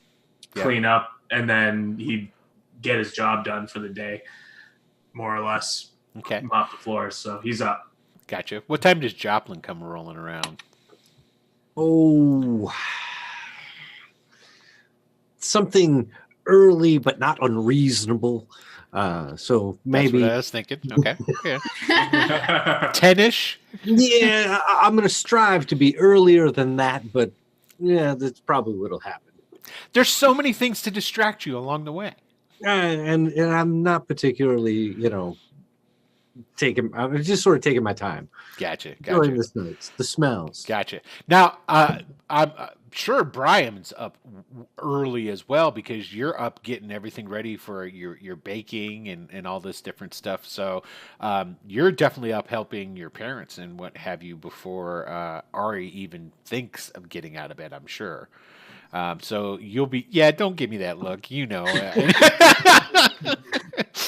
So Ari would be woken up to the smell of baked goods and whatnot, and it just smells just delicious, So, and then after helping with your parents get ready for the morning, when is Brian going to segue? Well, as you, so we had to be up at Oh, 4. oh, The bread rush is everybody's breakfast. Yeah, So yeah. the rush is from 5 to 6:30, 7 o'clock, and then just help around getting prepping. Then we prep for the rest of the day. right. So I imagine around 8 o'clock is when it slows down finally, and me and my parents can finally have something to eat. And then around 9 o'clock, well, so around that time, around 8 o'clock, that's when probably Ari might smell the bread. And then if everything goes to plan, we should be able to leave by 9 o'clock. Everything should be calm by then. Gotcha. Does that sound good for Ari? Is Ari just gonna? You tell me. What's Ari doing? So she sees everyone hustling, bustling around a couple places where maybe she could land a hand, and she doesn't. She kind of just turns around, turns a blind eye to the missing link there, and just kind of is waiting around until Brian's done with his duties, and then we'll head out whenever he's ready. Gotcha.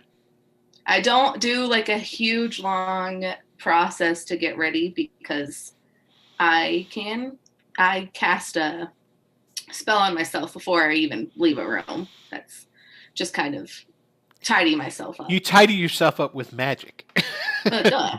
Okay, You're like an angry Mary Poppins. Yes, and for those who are watching who are know Savage Worlds and what have you, the magic system in which I'm using for this is kind of a combination of different things. I'm using the magic system out of Lenkmar and Solomon Kane, and I'm adding in my own special version of cantrips and what have you. So if you notice Ari not spending points or having access to do minor magics with no really rolls or anything along those lines, that's why. So just throwing that out there. Okay, so you guys start heading out. So it sounds to me like Ari and Brian will be the second and third ones there, because Phoenix, as at roughly 6 o'clock, as you're like taking out some trash and you're dumping it in the alleyway, you notice that Rylan is standing out front. Oh, hey, Rylan, how's you're bright and early? We did agree to meet here in the morning, did we not? That's true. He It is the morning. He looks up and he goes, "As I thought. Might I enter? I'm unfamiliar with the rules of a establishment such as this." Yeah, no worries, man. Come on in. I'm going to be working for a little longer until we get the rest of the crew here. So make yourself comfortable. If the girls ask, just tell them you're with me. That might not help, but it'll slow them down for a few minutes. Very well. Thank you. And so, like, you go about continuing doing your stuff. He gets some tea, and he's sitting there drinking some tea. And that's basically where you find Ari and Brian when you come in, because you're going to definitely be Joplin there. You come in and you see that basically Phoenix is like going back and forth doing the different stuff that he does. And you see Rylan sitting there drinking his tea. Oh. Pulls out his pocket hourglass. They do have watches at this time. And I've decided that Rylan comes from an extremely wealthy family, so he actually owns a watch. And he pulls out this circular, it's about palm size device. And it's sort of like, the old timey pocket watches where you press the button and it would flop open. He has to like manually open it, but he opens it up and he looks at it and goes, "This is what you consider the morning. Interesting." And he puts it back into his robes. Oh, actually, morning was around 5. That's when the morning rush starts. So it's pretty late morning, I'd say. I thought we were supposed to meet here in the morning. I take it helping with baked goods is more important than getting into the Arcanus. Interesting. You fucking left us last night. Do not even. Well, of course I did. What we needed to do was completed for the day. Did something happen that I missed? Fuck off. As I thought. Please sit. There's no business at this hour, although I do have seen, I think the term is John, several Johns that I guess if you pay enough money, you can spend the evening with the whores. I saw them leaving. I walk by, That's about slap him on the shoulder, and I go, "They don't say horse, jackass." Oh, I'm sorry. I thought that was an appropriate term. What should I call them? They prefer, just ladies, women. Any other place, but this is sort of a ladies' establishment run by the ladies. Yeah, I see. Very Yeah. well. My apologies. and I keep walking, and I keep moving. Okay. He goes back to sipping his tea.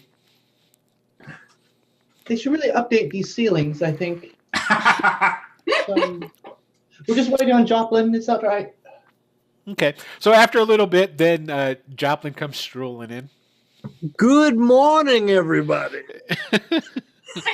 Morning, Yeah. Joplin. Everyone have a good rest. Yeah, quite. Sure. I'll Yes, see him I come did. in. I'll throw away the mop and all that stuff and put it away, and I'll just sort of like put all my shit away and run back over and be like, "Oh, sorry. All right, sorry guys. I was just, working." Yes. Oh, do what you need. Do you need any help, Phoenix? No. I more or less do this for board. I don't get paid for this part of the job. Oh, all right. It's more just habit at this point, really, and they appreciate it. Did you speak with the lady? No, I haven't. I haven't seen her yet this morning. Actually, Rylan digs into his robes, pulls out the watch again, opens it up, closes it, puts it back Yeah. into his robes. yeah, note taken. Okay, I've been busy. Yes.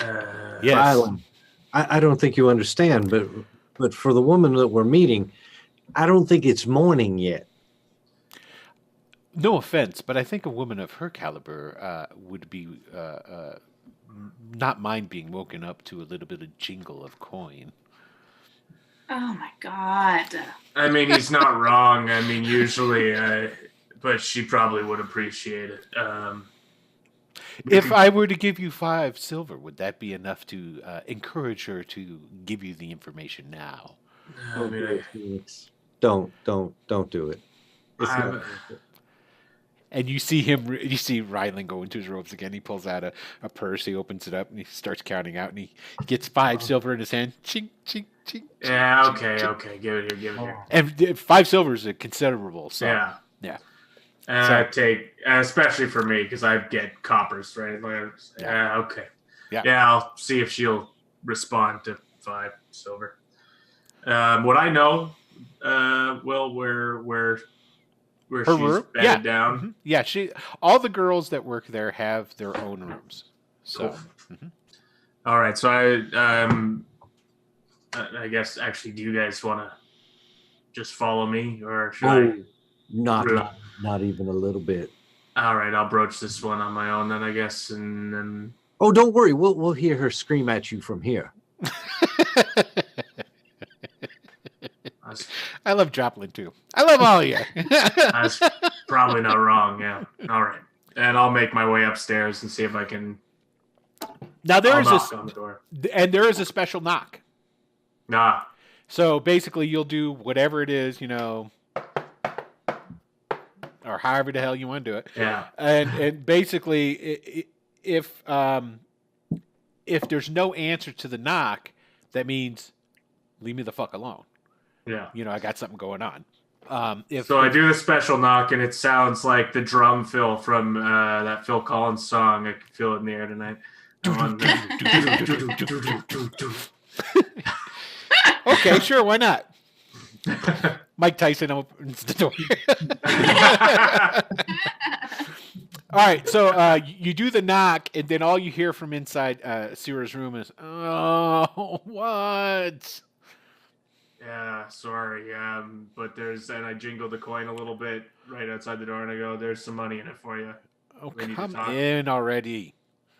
I'll open the door. Hey, And I throw her 4 silver. Smart.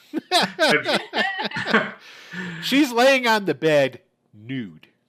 Hey, yeah, and it completely unfazed. Yes, and you being in there completely, I mean, she's not doing it to like fuck with you.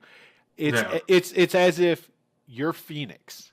Yeah, exactly. You know what I'm saying? And it's like, I mean, because you grew up here, you're totally used to, seeing the women in all their different levels of dress and undress. So you're here to talk about my associate, I assume. Yeah. If did you see him last night or anyone? Yeah, well, yeah, I saw him last night, and I will have you know, she sits up and starts picking up the 4 silver. It was no small feat to get the information out of him. So you got it. Yeah. Do you have the other 6 silver? Yeah, someone does. Not on me. Someone does. Really. She gets up and she gets up and puts a robe on and just walks up and looks at you. You know, Phoenix, I know you're good for it. That's why I'm not going to throw a fit. And if they don't cover it, did you bring me something to drink? Did you bring me some breakfast in? No, but you can trust me. If they don't pay you, you can skim some of my tips. I'll get you breakfast started. You know. Yes. Anyway, so let me ask you, Phoenix. Are you obviously you're not wearing the initiate? No, I lost that the moment we left. Yeah, and well, you wouldn't be working in it either. No. So now. I know that Maltari knows, okay, and Esha know that you're going to do this. Did everybody know? No, unless the lady started talking. No. But I feel like the women I trust, Multari and Esha, Multari and Esha are not going to say anything about your. Yeah, and I would have told probably Grima too. Grima, was it Grima, the bigger, tougher lady? Probably would have told her just in case it came back around to this place. Figured she'd be. Yeah. So so basically you tell them, and that's cool. Nothing else is necessary. I mean, they're not gonna air your dirty laundry, so to speak. So with that having been said, Sierra turns to you and she's got like a serious look on her face, and she actually puts her hand on your chest and goes, I don't think you should be looking into this, lady. I don't really. Okay, so come here, sit down. And she makes you sit on the bed with her. So, okay, so like, you know that my fella, Yashi, okay, he's with the Tradewind, and we know what that means. But that's not the thing. I mean, she's not in trouble with them, thankfully. But this lady you're looking for, the Azure Brotherhood are after her. Okay. Yeah, I kind of gathered as much. Okay. Believe it or not. Yeah, and so essentially, basically, what I found out is, the Azure Brotherhood, basically, they want her for something. She's got some information of theirs or found something of theirs. So they've basically framed her and burned down one of their own warehouses and stole some of their stuff and said that, got a bunch of people saying, hey, we saw this Syndra Greta lady. She took this and took that. And they made sure it was stuff that, would be halfway plausible, some kind of like old junk or some shit like that, to get not just them looking for it, because they got, the sentries are out pounding the street looking for her too. So, what's going on? Yeah, I mean, I suppose it's probably better that I just tell you I'm an initiate with the Arcanus. What? I know. I don't get it either. But... Shut up! And she punches you in the chest. Ow! Shut up! No, you're not. Fuck! Why? No offense, Phoenix, but I mean, you have talents and you're a good man to a certain extent. But what the hell is the Arcanus going to want with you? They're looking for somebody to mop their floors? No offense. None taken. I don't know. I'm as stumped as you are, believe me. I don't know why the fuck I'm in with these people. I mean, I've seen one of the ladies I'm with, she's like wrapping guys up with smoke and shit. What? You wouldn't believe it. I know. She's I'm like talking like she's a real sorcerer. magic. Yeah, fucking real What magic. the fuck are you doing? You don't need to hang out with those people. You know But- what happens when you hang out with people like that. But listen, think about what it could do for this place. Yeah, burn it down or something. It'd be like next thing you know, there'd be like No. some devil walking around in here. Funny you say that. What do you mean funny I say that? Yeah, I'm joking. Whatever.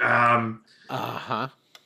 Anyways, did he tell you where this lady's gone? Where she's? I can tell you Hopefully not. this much. I mean, his people aren't interested. They could care less. They're not looking for her. So, but I can tell you this much. The Azure Brotherhood have been investing a lot of time and manpower trying to find her. And that means pulling which strings they have within the bureaucracy of the city. And they're looking for her, and nobody can find this lady. Tells you something. Personally, I think she's dead. I mean, come on. I mean, if you got that many people looking for you, somebody's going to find you, right? I mean, you'd think so, but I mean, fuck, I've been trying for a day, but I mean, a long day. And so the Arcanus want you to find her? Is that what you're saying? I know, right? First That makes no thing sense. they asked me to do, I know. I mean, this lady goes and collects junk for a living. Why the hell would they want her? I mean, maybe she found something important. I mean, maybe she found something magic, you know? Well, okay. I mean, I'm no detective, but I mean, that's the No, honey. only thing I can think of. You're not a detective. I know. I'm sorry. That's all I could find out. And as far as you can, don't worry about the other 6 silver. Okay. Thanks, and I'll Just- throw you what I can from the tips I make over the next. Don't worry No, about please. that. Just don't get yourself in something. Just learn when to walk away, would you? She picks up both your hands and looks at the scars on them. Learn when to walk away. She like puts your hands in front of your eyes and she drops them down into your lap. Okay, get out of my room. Yeah, fuck you too. I'm joking. Anyways, bye. Goodbye. And I take the other silver out of my pocket, think about giving it to her, like, and then I put it back in. Okay, cool. And I keep walking. And so while that's going on upstairs, you guys are sitting downstairs, and Ryland's going, "Really? A baker? Interesting." And what did you say that you did, Joplin? You gave an answer, but it didn't. Well, you said something, but there wasn't an answer. And well, I know what you are. But what is it? And at that time, basically, that's when Phoenix comes down. Because essentially, Ryland's just down there busting your guys' balls is what it was. So I walk up and sit down next to Joplin, and I say, "Hey, remember when we got in a fight with a really big pirate and kicked our fucking asses?" Yeah, I was worried that he remembered our names, but it turns out I don't have to worry about that anymore. Yeah, you might have to worry about that. Well, Well, it's not that he's going to remember our names. It's just that we might have a bit more to do with the Brotherhood.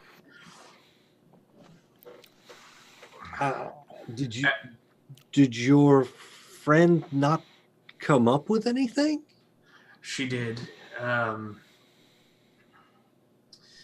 So the Black Hand, I look around after saying it. I go, the messenger service. They don't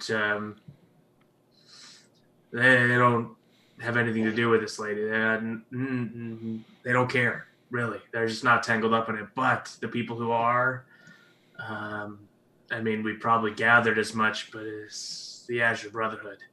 And they have been scouring the city for this lady. So we've learned nothing. Not nothing. I mean, we've confirmed what we thought we knew. Oh, which is that they have been looking for her too. interesting. Well, I guess that leaves us with one lead. How? Yes. That little urchin. Yeah. Well, to tell you the truth, no offense, Phoenix, but I have just as much. Uh, I don't know how should I say it. Trust in the information we'll get from that urchin as we did from your lady. Hey, listen. She put her fucking neck out for us. Oh, I think you misunderstand. I'm not saying that she didn't do a good job. I'm just saying that I don't think she had the ability to find the information that we want. Oh. No, but we did learn something very important. That even the Tradewinds organization cannot find this woman. Is that what she said, Phoenix? That the trade wind was looking for her? I No, thought you said that they no. were They not. don't know where she is either, am I right? I mean, I don't know that they're really looking, but I mean, they don't know. I mean, as far as this guy knows. They said the Brotherhood is after her. Yeah, as your Brotherhood is. They burnt down one of their warehouses and framed her for. Oh, well, that's information that's new. That's interesting. Yeah. Well, I would dare say that whatever she has is quite important if such a large and powerful organization is looking for her. Might be interesting to just find her to find out what that is. And of course, to deliver the letter. I don't think that all of you have probably already ascertained that the sooner we can finish this test, the better. And then it's another one. And if this is the first one. Yes, I know. And we're doing a bang-up job so far. Do you think we were meant to finish this? Rhyme says, still staring at the ceiling. I hope so. Maybe this is one of those humbling tests. Maybe it's so impossible that the test is to learn. I wish that was the about case, failing. Brian. I think Yes, learn. could it be? Well, off to the fountain, then, I say. And actually, Ryland gets up. He gets his purse out. He takes one of those coppers out and he throws it onto the table where he was getting his tea. He sits. He looks at the copper for a second. He picks it up and he breaks it in half and he puts one half down and puts it in. You cheap son of a...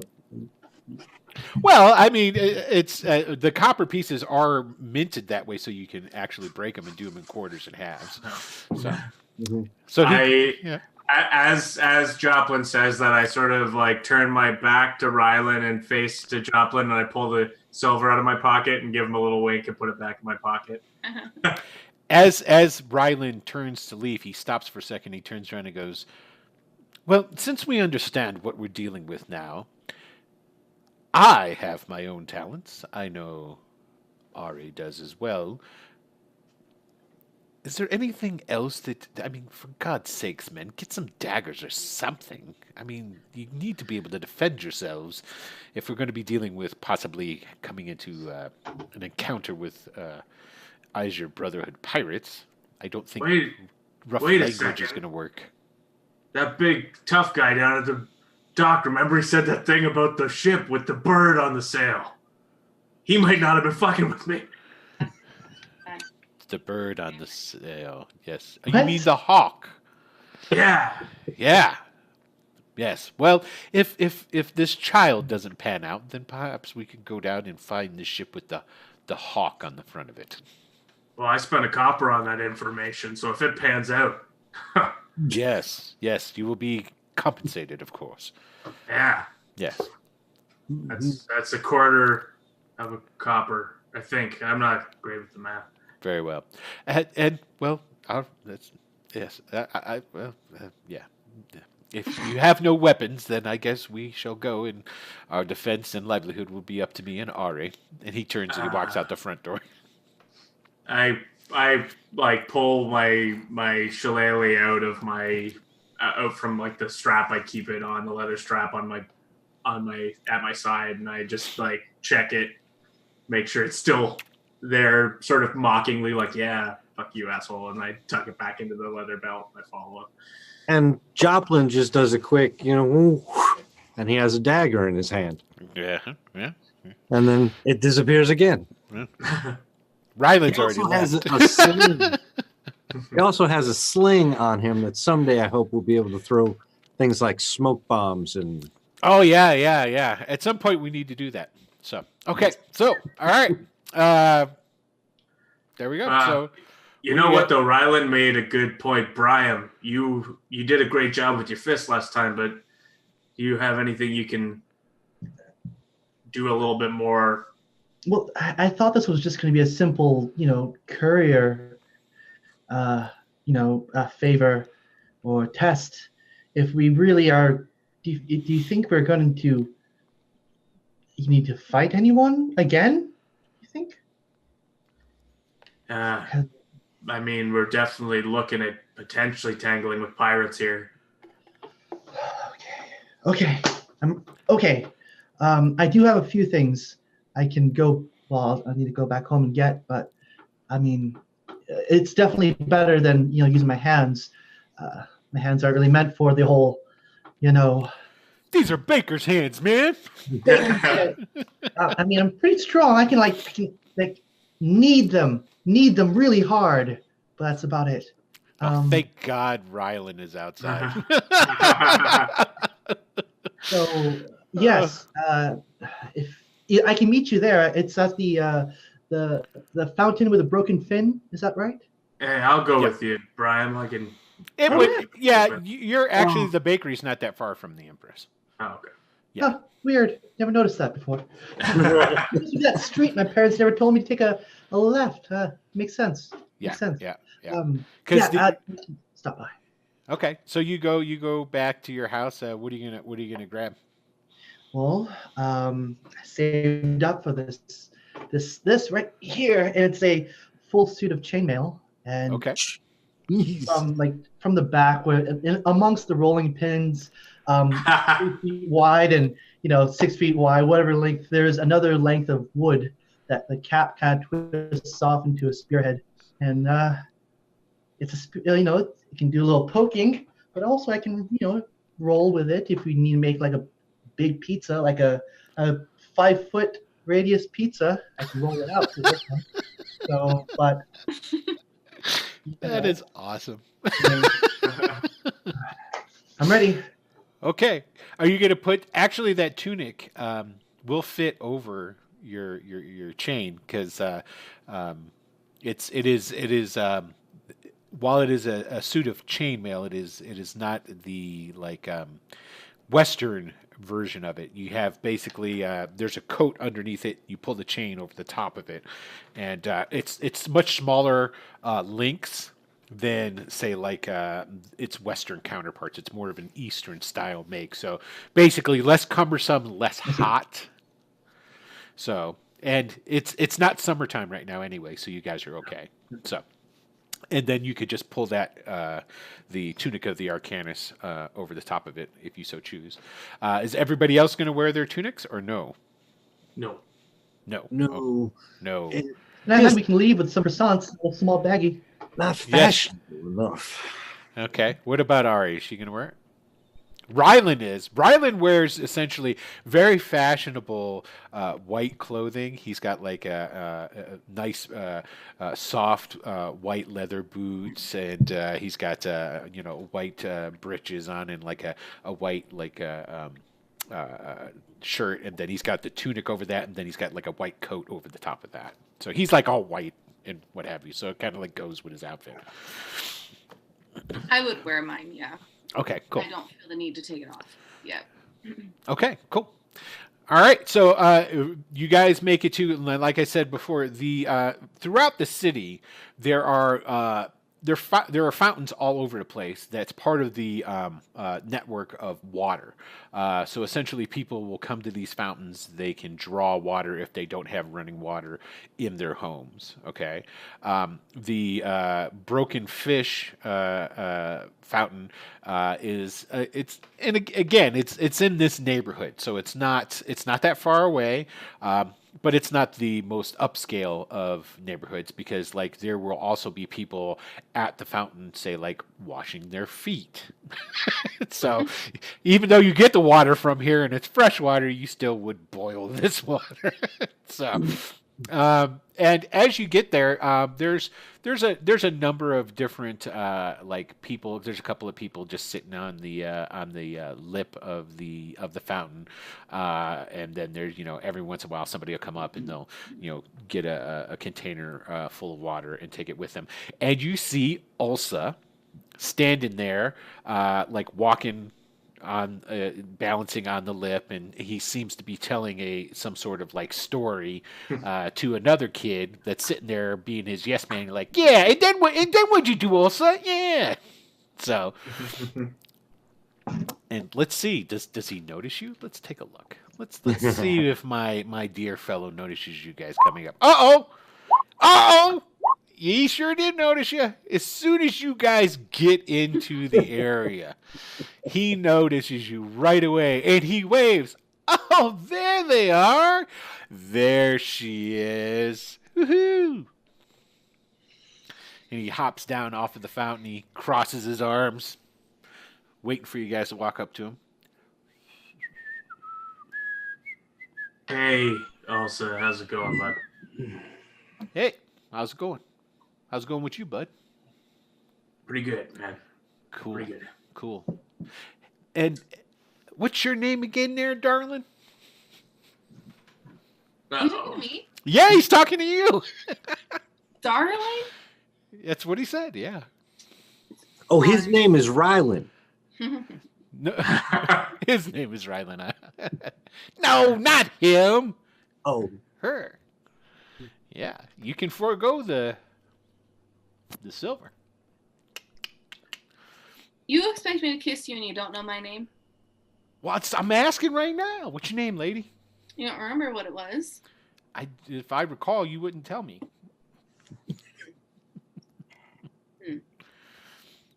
So far, this meeting's going just about as well as the rest of our meetings. I think maybe we should slow down a minute there, little street urchin. My name is Ulsa. Yeah, his name's Ulsa. Ulsa. You're giving me an Ulsa, kid. Ulsa. They both when you say that, they both look at each other like, what? And I look at Joplin and go, Jinx. Did you find anything useful? Anything we might be able to use? Did you find any silver to pay me? I'll tell you I what. thought you wanted a kiss. Well, yep, these lips are still unkissed. So, Okay. You're going to tell us something. You have to be credible. I don't know whether or not you know. All right. You drive a tough bargain, even though I don't know who your name is. But here you go. I'm going to tell you something. You sure are pretty. Yeah, that's a good one, Elsa. And his friend hits him in the arm. They don't know fucking anything. That's what I said yesterday. Actually, you know what? I don't. But I know somebody who does. And we just have to wait a little bit longer. And when he says that to you, he stops and he like looks around in between you guys.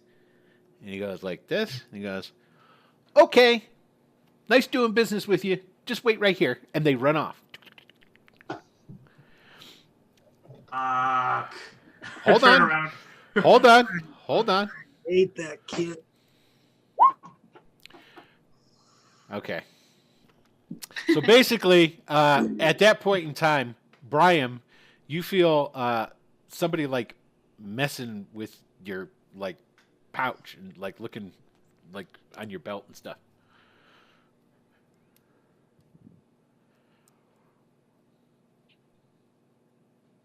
Wait, who? Me? Yeah, Yeah, Brian. Oh, yeah, oh, you. I thought we Wait, lost. what's we waiting for? Okay, so I do notice that. I spin around to see what's tugging at my belt. And you see there, standing behind you, is a young girl. She's maybe anywhere from 10 to 12 years old, maybe. And she's got a tattered red cloak It's actually pulled up at the moment, but you can see some dark locks that are coming out from underneath the hood. She's wearing kind of ratty clothes. They're actually they give an impression of poor clothing, but you notice that there's no holes or anything in them, and she's barefoot. And she just looks up at Brian with these great big saucer eyes, and she goes, "Oh, I was just looking to see if you had the silver." Na, na, na, na, na. Do you have a purse on you, Brian? I do. I was trying to get this out, and she like grabs a hold of it and starts tugging on it. Stop. Don't steal from me. We're here to do business. And I'm here to give you information. Hello, everyone. I am Rabia. And she Phoenix Joplin, yeah. She throws her hood back and she goes, "I am an underboss." Now, you probably don't know what that is, and that's fine. But I'm the one that has your information. We're here to talk with Ulsa. He says he has information. Ulsa doesn't know nothing unless I tell Ulsa what Ulsa knows. He works for me. Oh, cool. I'm an Ekatarian. Next. He's an Ekatarian too. He's just dumb.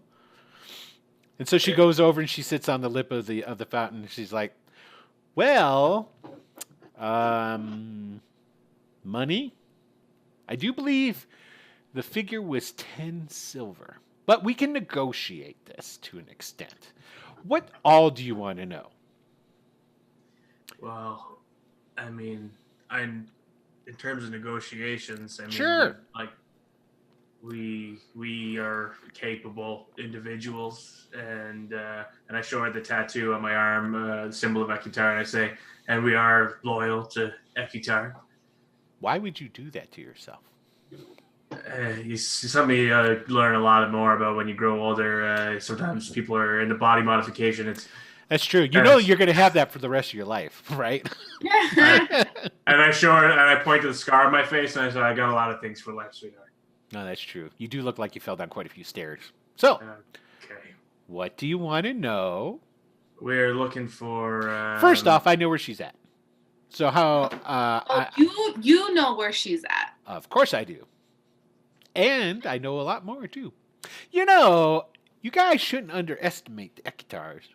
I don't... You know lots of stuff. Nobody suspects kids. You should know that. You got a tattoo of us on your arm. Yeah.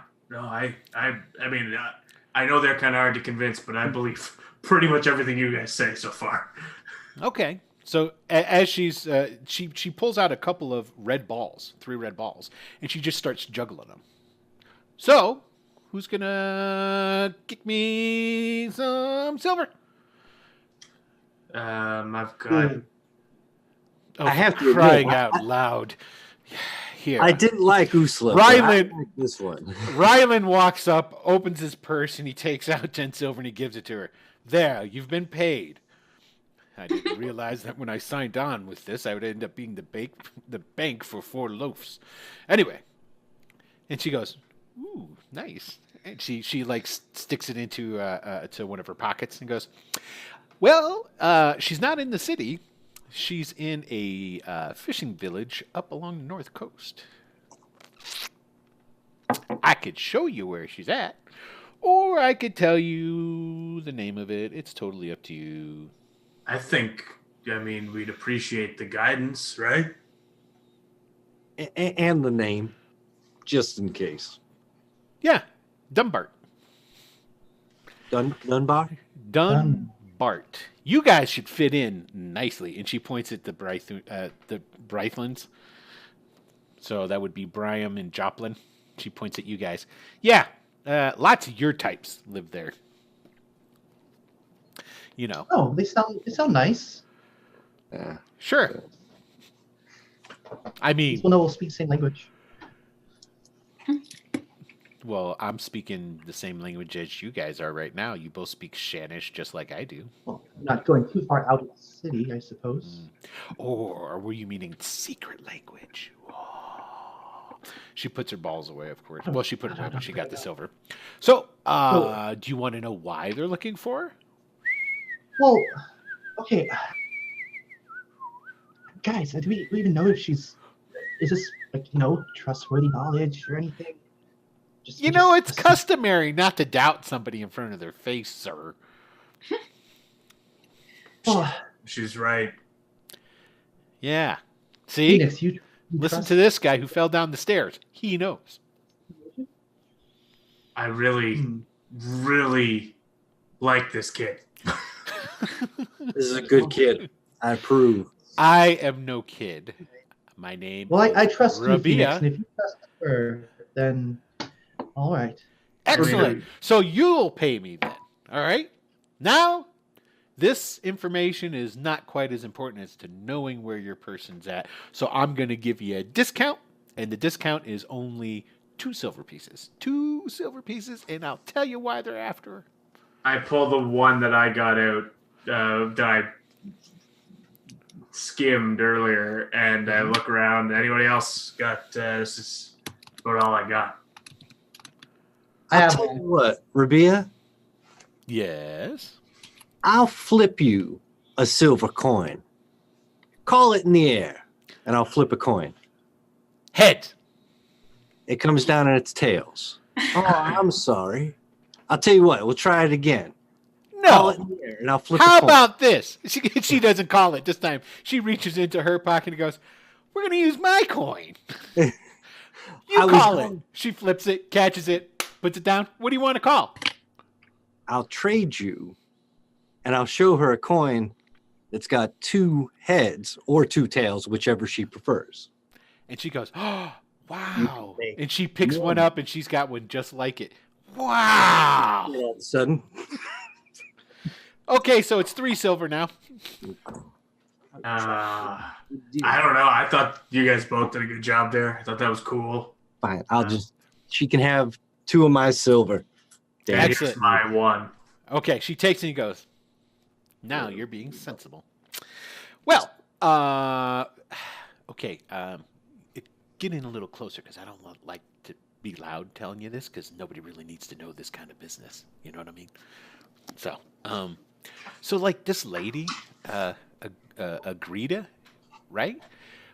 So the Azure Brotherhood hired her because she's, I guess, into like old stuff, like she knows like what old stuff means. And so like, I guess the Azure Brotherhood, they found something on Zeta. Can you believe that? On the island, up in the north, some kind of ruin or something like that, full of old, well, it's a ruin, so it's full of old stuff, right? So they got her, and she went up there with a bunch of these Azure Brotherhood guys to go and, well, find whatever you do with old stuff. And know what happened? Everybody died except her. And when she came back to town, she wouldn't talk to any of the Azure Brother guys, and she like ditched them, and she's gone into hiding.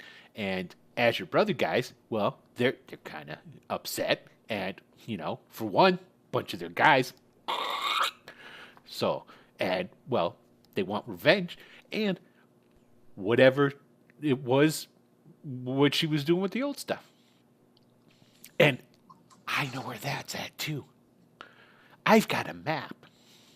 She knows a lot of things. Whoa, how much is the map going to cost us? I'm an Ekitar for crying out loud. Well, tell you I don't know what. what that means. Yeah, you know what Ekitar means. It's you know him as simply because you've read stories about him. So to you, it's just a character. Oh, absolutely. I It's know the story, but Yeah. he's claiming to be him.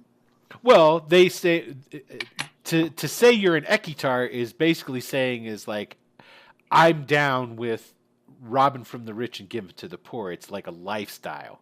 It's like saying I'm OG. You know what I mean? It's like, Okay, take it okay. to the man, and like there's, gangs of kids that, orphans and whatnot that are on the streets, and they all say they live by the code of Ekitar, and it's like, basically, honor among thieves, stick it to the man, that sort of thing, never give up your brothers, that sort of bull.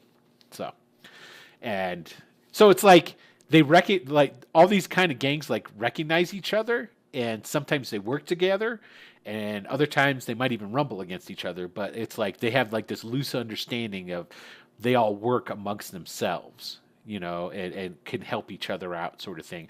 And they all believe in, abiding by the image of what Ekitar was. And Ekitar was this great, big, huge character that existed in the city at one time. He was a thief. He was a kid thief that started a criminal organization of kids. So that's the story. That's what everybody knows. So she says, well, okay, so I can give you a copy, but I can't give you the original. I got, that's valuable. It's like old and shit. Yeah, that's fair. Yeah. But that, well, man, I don't know how much you want to spend.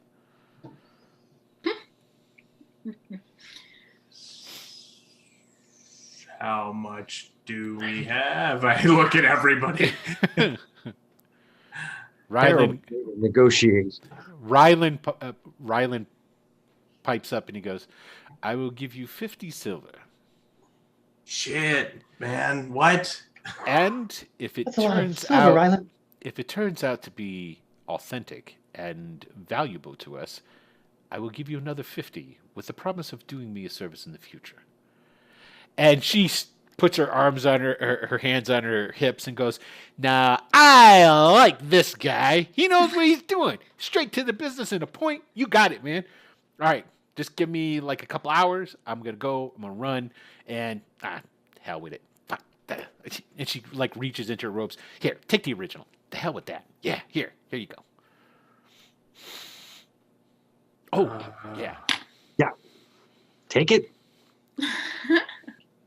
Okay. Cool. And then Rylan goes into his purse and he rummages around and he goes, well, yeah, unfortunately, I'm just going to have to give you a gold. And he presses a gold piece into her hand. Now, that's a lot of money. I told you, Rylan. Rylan's rich as shit. And he goes, Apparently so. now, I will expect the service in the future to be rendered. If you do right by me, I think we could have a very profitable understanding and working relationship. And she goes, sure, what's your name? And he says, my name is Rylan Irison. Rylan, oh, you're that family. Woo, no wonder you're loaded, you creepy fuck. Okay, take it easy, guys. And she goes running off. I thought she was supposed to be showing us. Well, you guys can stop her before she runs away. Hey, kid, wait. She stops and she comes walking back. What? Are you gonna show us how to get to this place or what? Oh, yeah. Shit. Well, I wanted to spend some of this. Sure, what the hell? Why not? You want me to take you to Dumbart? Do you Yeah. want to go to yeah, sure, not a problem. So, all right, just go ahead and meet me by the north gate, guys, and give it about 45 minutes. Yeah, that sounds about right. Okay, and then she just runs off. Holy shit! What did I tell you, dude? Ekitar, fuck yeah! How do we know that any of this is real? I don't know what to think. Well, who did she give the map to? Rylan, I think.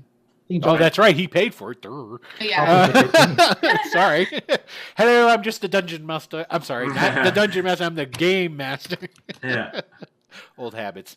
And Rylan opens. He takes the map, and it's not. It's just like crumpled up and folded in on itself. And he shakes his head, and he starts gingerly like opening up and moving to the side. And he looks over at you, R, and he goes, Would you like to look at it with me? It seems to be legit. Yeah, I'll Okay. look at it. And it's old paper. It is not the type of paper that is new or printed nowadays. Okay, this is, you can tell, you can actually see the fibers, the plant fibers within the paper itself. And as he unfolds it, some of the dyes that were into it are kind of faded and what have you. And it shows that basically it is of a northern area of the island. And I don't have the map in front of me, but I'll just give you the gist of it. There is a very rugged, hilly area. There's no mountains on Zeta. Zeta's not big enough for that, but it does have some large hills. And there's a rough, hilly area with like cliffs and what have you in the north. And it shows essentially where there is like supposedly a fishing village along the coast, and it's called Zabit. But you've never heard of any place called Zabit before. And it shows a trail that goes off into the into the Rocky Hill areas on the map. And then it shows there like temples or like shrine, like buildings that maybe are representing things along these lines. And there is, hold on a second, let me get the name for this because this is important.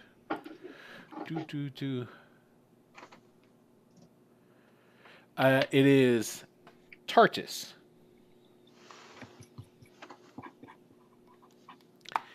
And again, that doesn't ring a bell at all either, but it shows on the map that, you know, that's a particular location or something like those lines. So, Rylan is looking at Ari and he goes, I think perhaps we should take a little time before departing. Maybe Phoenix and Brian and Joplin can go play with the girl for a while we go to do a little research. Yeah. I think We only have 45 minutes. I think we need a little more time. Perhaps, well, definitely before we go in anywhere and do anything. This is highly important. This is something I do believe the Arcanists would be highly interested in. If they don't already know about it. But if everything that's happening is happening because of this, I think the Arcanists would be interested. Yeah. Out of curiosity, did you guys tell Rylan anything about? Would any of you have told him about the? Nobody said anything about the guy crawling out of another dude. The chest burster, like the John Hurt moment that we all had last night. Nope. No, and I will not, because he's an asshole. Yes, Rylan is an asshole. Right. So I at this point not tell him, but like there might be Ari. You might want to address some other matters if you're going to be talking to people from the Arcanists. Uh-oh. Somebody subscribe. I will follow. Thank you. Uh-oh. I'll get an update on my phone, and then when I do, I'll say thanks. Oh, wait, there it is right there. I've already missed 2 of them. I'm sorry whoever did it, and I didn't give you a shout-out. That's I'm a bad guy sometimes. Yeah. Salamps27, thank you for following. I appreciate it. That was very nice of you. Yay. Okay, and I'm sure I butchered that name. This is what I need, you know. That's another reason I miss Adam, because he gets to butcher the names and take the heat, and I don't have to worry about him. Okay, so what are you guys going to do? I mean, I would assume that, well, I mean, I would go with Rylan wherever, to some sort of library. do we all wish to go with the boys? Do we want to do that first? I guess, actually, now that I think about it, we should. Zenfuror, Thank you for following. I appreciate. Yeah, he kind of goes, well, we should go because we need to deliver the letter. That is paramount. That's first. If she's in this village, we can deliver the letter and be done with that. Yeah, And that's then what I was we- thinking Really too. like to complete Yes. something, you know, motivator. Yes. Well, that is our first test, and then when we go back with this other information to the Arcanists, we can present them with this and having delivered the letter. How far is Dunbar? Do we know? Dunbart, going up the. I don't know. Let's find out. Just going to do on an air blip. It's only 3 hours out of town. Oh, Cool. Yeah. Beautiful. Yep. Yep. And we're meeting her at the gate, Yes. right? So we're Yeah. okay. Yeah. She had to run off to go spend some of that silver that she just got real quick. And it's still early, so I mean, we could be back before sun. I mean, before twilight, for sure. I mean, unless we run into some more pirates, I guess. Always a possibility. Yeah. All right. Cool. So you guys go make it towards head out to the north gate. Yeah, and I at first I go over to Brian and be like, "Hey, we got a map. There's some temples. Man, we're on an adventure. That's Hey." amazing. Just like in all them books you're reading. Hey, maybe sometime you could show me a little bit about books or something. Oh, sure. I mean, I don't know. And you guys start heading I your don't know way. I can show you. Just read them, and now you enjoy the story. Right, read them. Yeah, that's I know how to do that. Anyway, so let's keep going. So as you guys start heading towards the north gate, you realize that you're going to have to pick up your pace because you'll be hard bent to make it there in 45 minutes. To get to the north gate's probably going to take you over an hour getting through the city. So damn kid's making me run now. yeah, well, she's now if you can imagine. Well, these kids, you know, and they know where all the little secret alleyways to go and all this different stuff. So they're through and everything's cool. So basically, you guys make it to the north gate, and she's sitting outside the north gate. She's peeling an orange, sitting on a rock underneath a tree, whistling to herself. She has on very nice clothes, a new red cloak, lightweight cloak, and she's got a pair of shoes on her. Well, nah, she wouldn't do that. She's she's not wearing any shoes. What am I thinking? She's used to it, but she does have new clothes on. And when she sees you guys come out of the north gate, and there is traffic that comes in and out of this gate, and it's essentially from the farmlands and from the fisheries and all this different stuff, you know, whatnot. It comes in from the north. That's where all that stuff is. So you see some traffic coming through. It's not like a ton. It's not like when you're down in the dock areas or anything like that, where it's just bustling all the time, ships coming and going all the time. And when she sees you guys coming out, she goes, finally. Oh my gosh. I was getting so bored. And she hops down off the rock and she goes, all right, let's go. And she just starts cruising down the road. Uh-oh.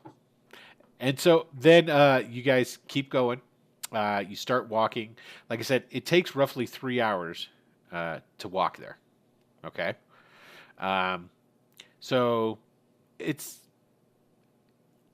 afternoon, basically, because let's see, it was around 10. Well, it's around 1 o'clock by the time you get there, we'll say. Okay. Is this all like dirt roads, more or Yes. less? Like we're all just like there's Yes. this isn't developed area.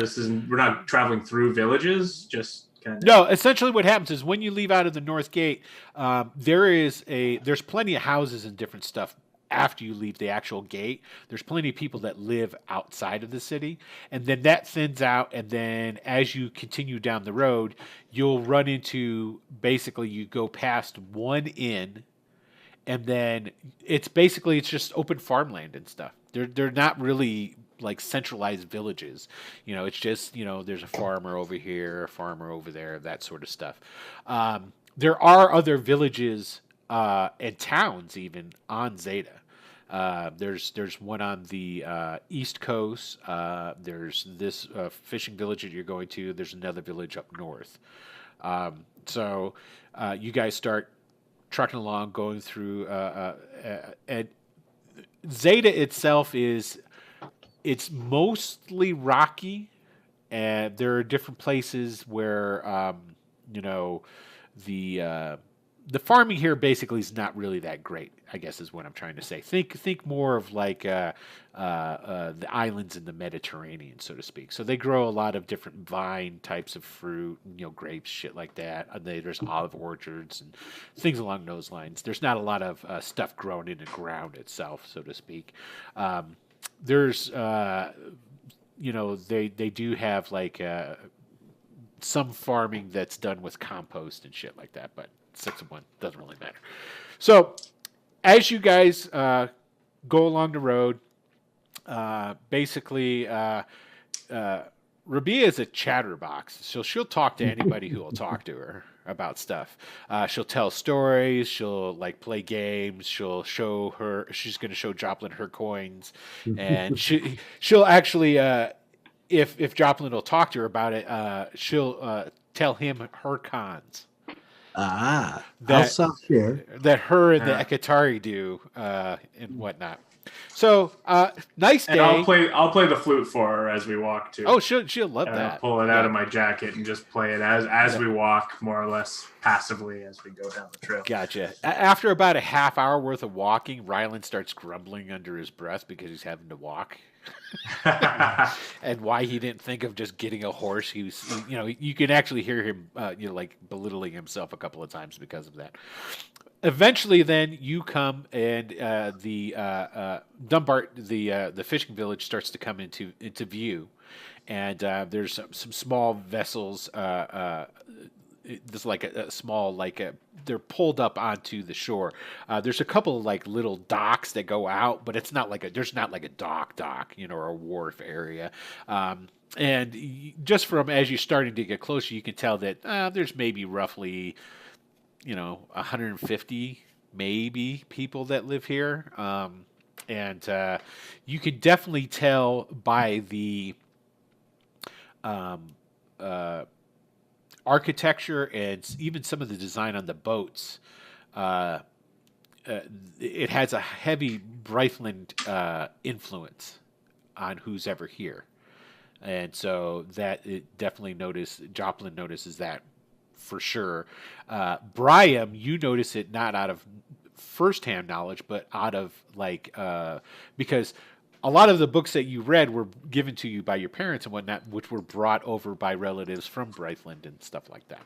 So, and basically, as you're starting to make your way down towards the village, I want all of you to give me notice rolls. Oh, I am playing the flute. Yes, you are. Okay, Brian, Ari, excellent. Joplin for sure. Okay, because you guys, you guys are taking it in, and you're like, this looks pretty good. And then, like all three of you kind of like almost at the same time. Joplin starts pointing first, and then the other two chime in and go, "Hey, is that a blue sail?" And at the same time, I go, "Hey, is that a bluebird?" And you see coming around a bend on the island, there is a ship with a blue sail.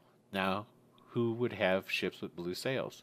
Would you describe it as an azure? I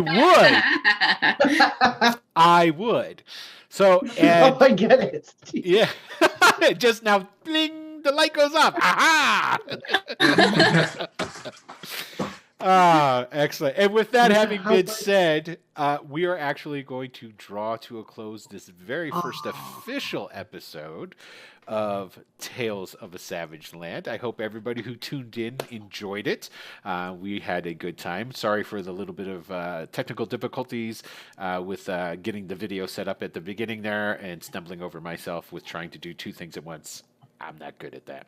But, it happens. No big deal. So, with that having been said, we're going to go through and allow all these wonderful cast members to tell you again who they are and where you can find them on the social medias if you so choose. And why don't we go ahead and start with Grace? Well, I'm Grace, and you can find me on pretty much any social media under the username FFS Grace, assuming you can say it correctly. But yeah, that's me. That always makes me think of like a naval ship. And hear me out, because well, like SS. Yeah, it's like the SS or the HMS. It's FF Grace. No, it's not a ship name. No, but it'd be cool if it was. There should be. Maybe one day. There you go. All right. Okay, Uncle Tony, go ahead, man. Yeah, I'm Tony, or Uncle Tony, Stupid Tony on Twitter, Tony Lasagna on Xbox. That's my favorite one, Tony Lasagna. I like that. That's pretty good. Good one. Excellent. Okay, Jonathan. Uh-oh. Hello, I'm Jonathan. I play Brian Longshelf.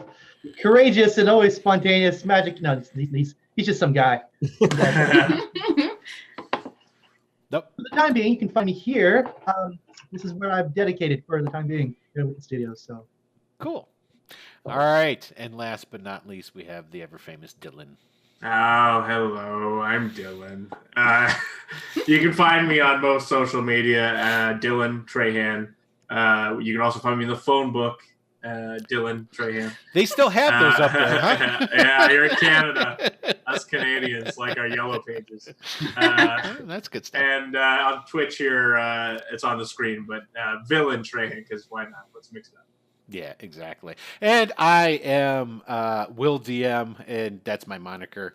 But I guess for this game, I should be Will GM. But you can find me here on the Wicked Studios LLC Twitch channel. I run a Greyhawk game every Tuesdays called Return to the Bandit Kingdoms, and that is at 9 p.m. Eastern Time. I also play in Ravana, which is also right here on the Wicked Studios Twitch channel. That is on Fridays at 8 Eastern Time. And every once in a while when I actually get around to recording it, and I did record an episode of The Roll Down, and then I didn't post it because I thought it was crap. The Roll Down? Yes, it's my DM advice game master. I just thought it was called a down roll. It is the down roll. I always do that. It's my own damn show. Well, I've only got like 4 episodes into it, so I guess there you go. That's why I don't. Now the down rolls get like so many views because yeah, I know, right? It's like I'm plugging the wrong damn thing. So yeah, but I do that from time to time. Those can be found over on the YouTube channel. Everything can be found on the YouTube channel at Mr. Atom PL. I hope I did that right, Adam. You can find the past episodes of Return to the Bandit Kingdoms, Ravana, and all of the episodes of Tales of a Savage Land will be up there as well. So this episode will eventually make its way up there, and you'll be able to see it there. So until next Wednesday, I will bid everybody adieu. So bye-bye. Thanks for watching, and peace out. Bye. Bye, everybody. I guess I should get the ending credits up, huh? How about that? All right, bye.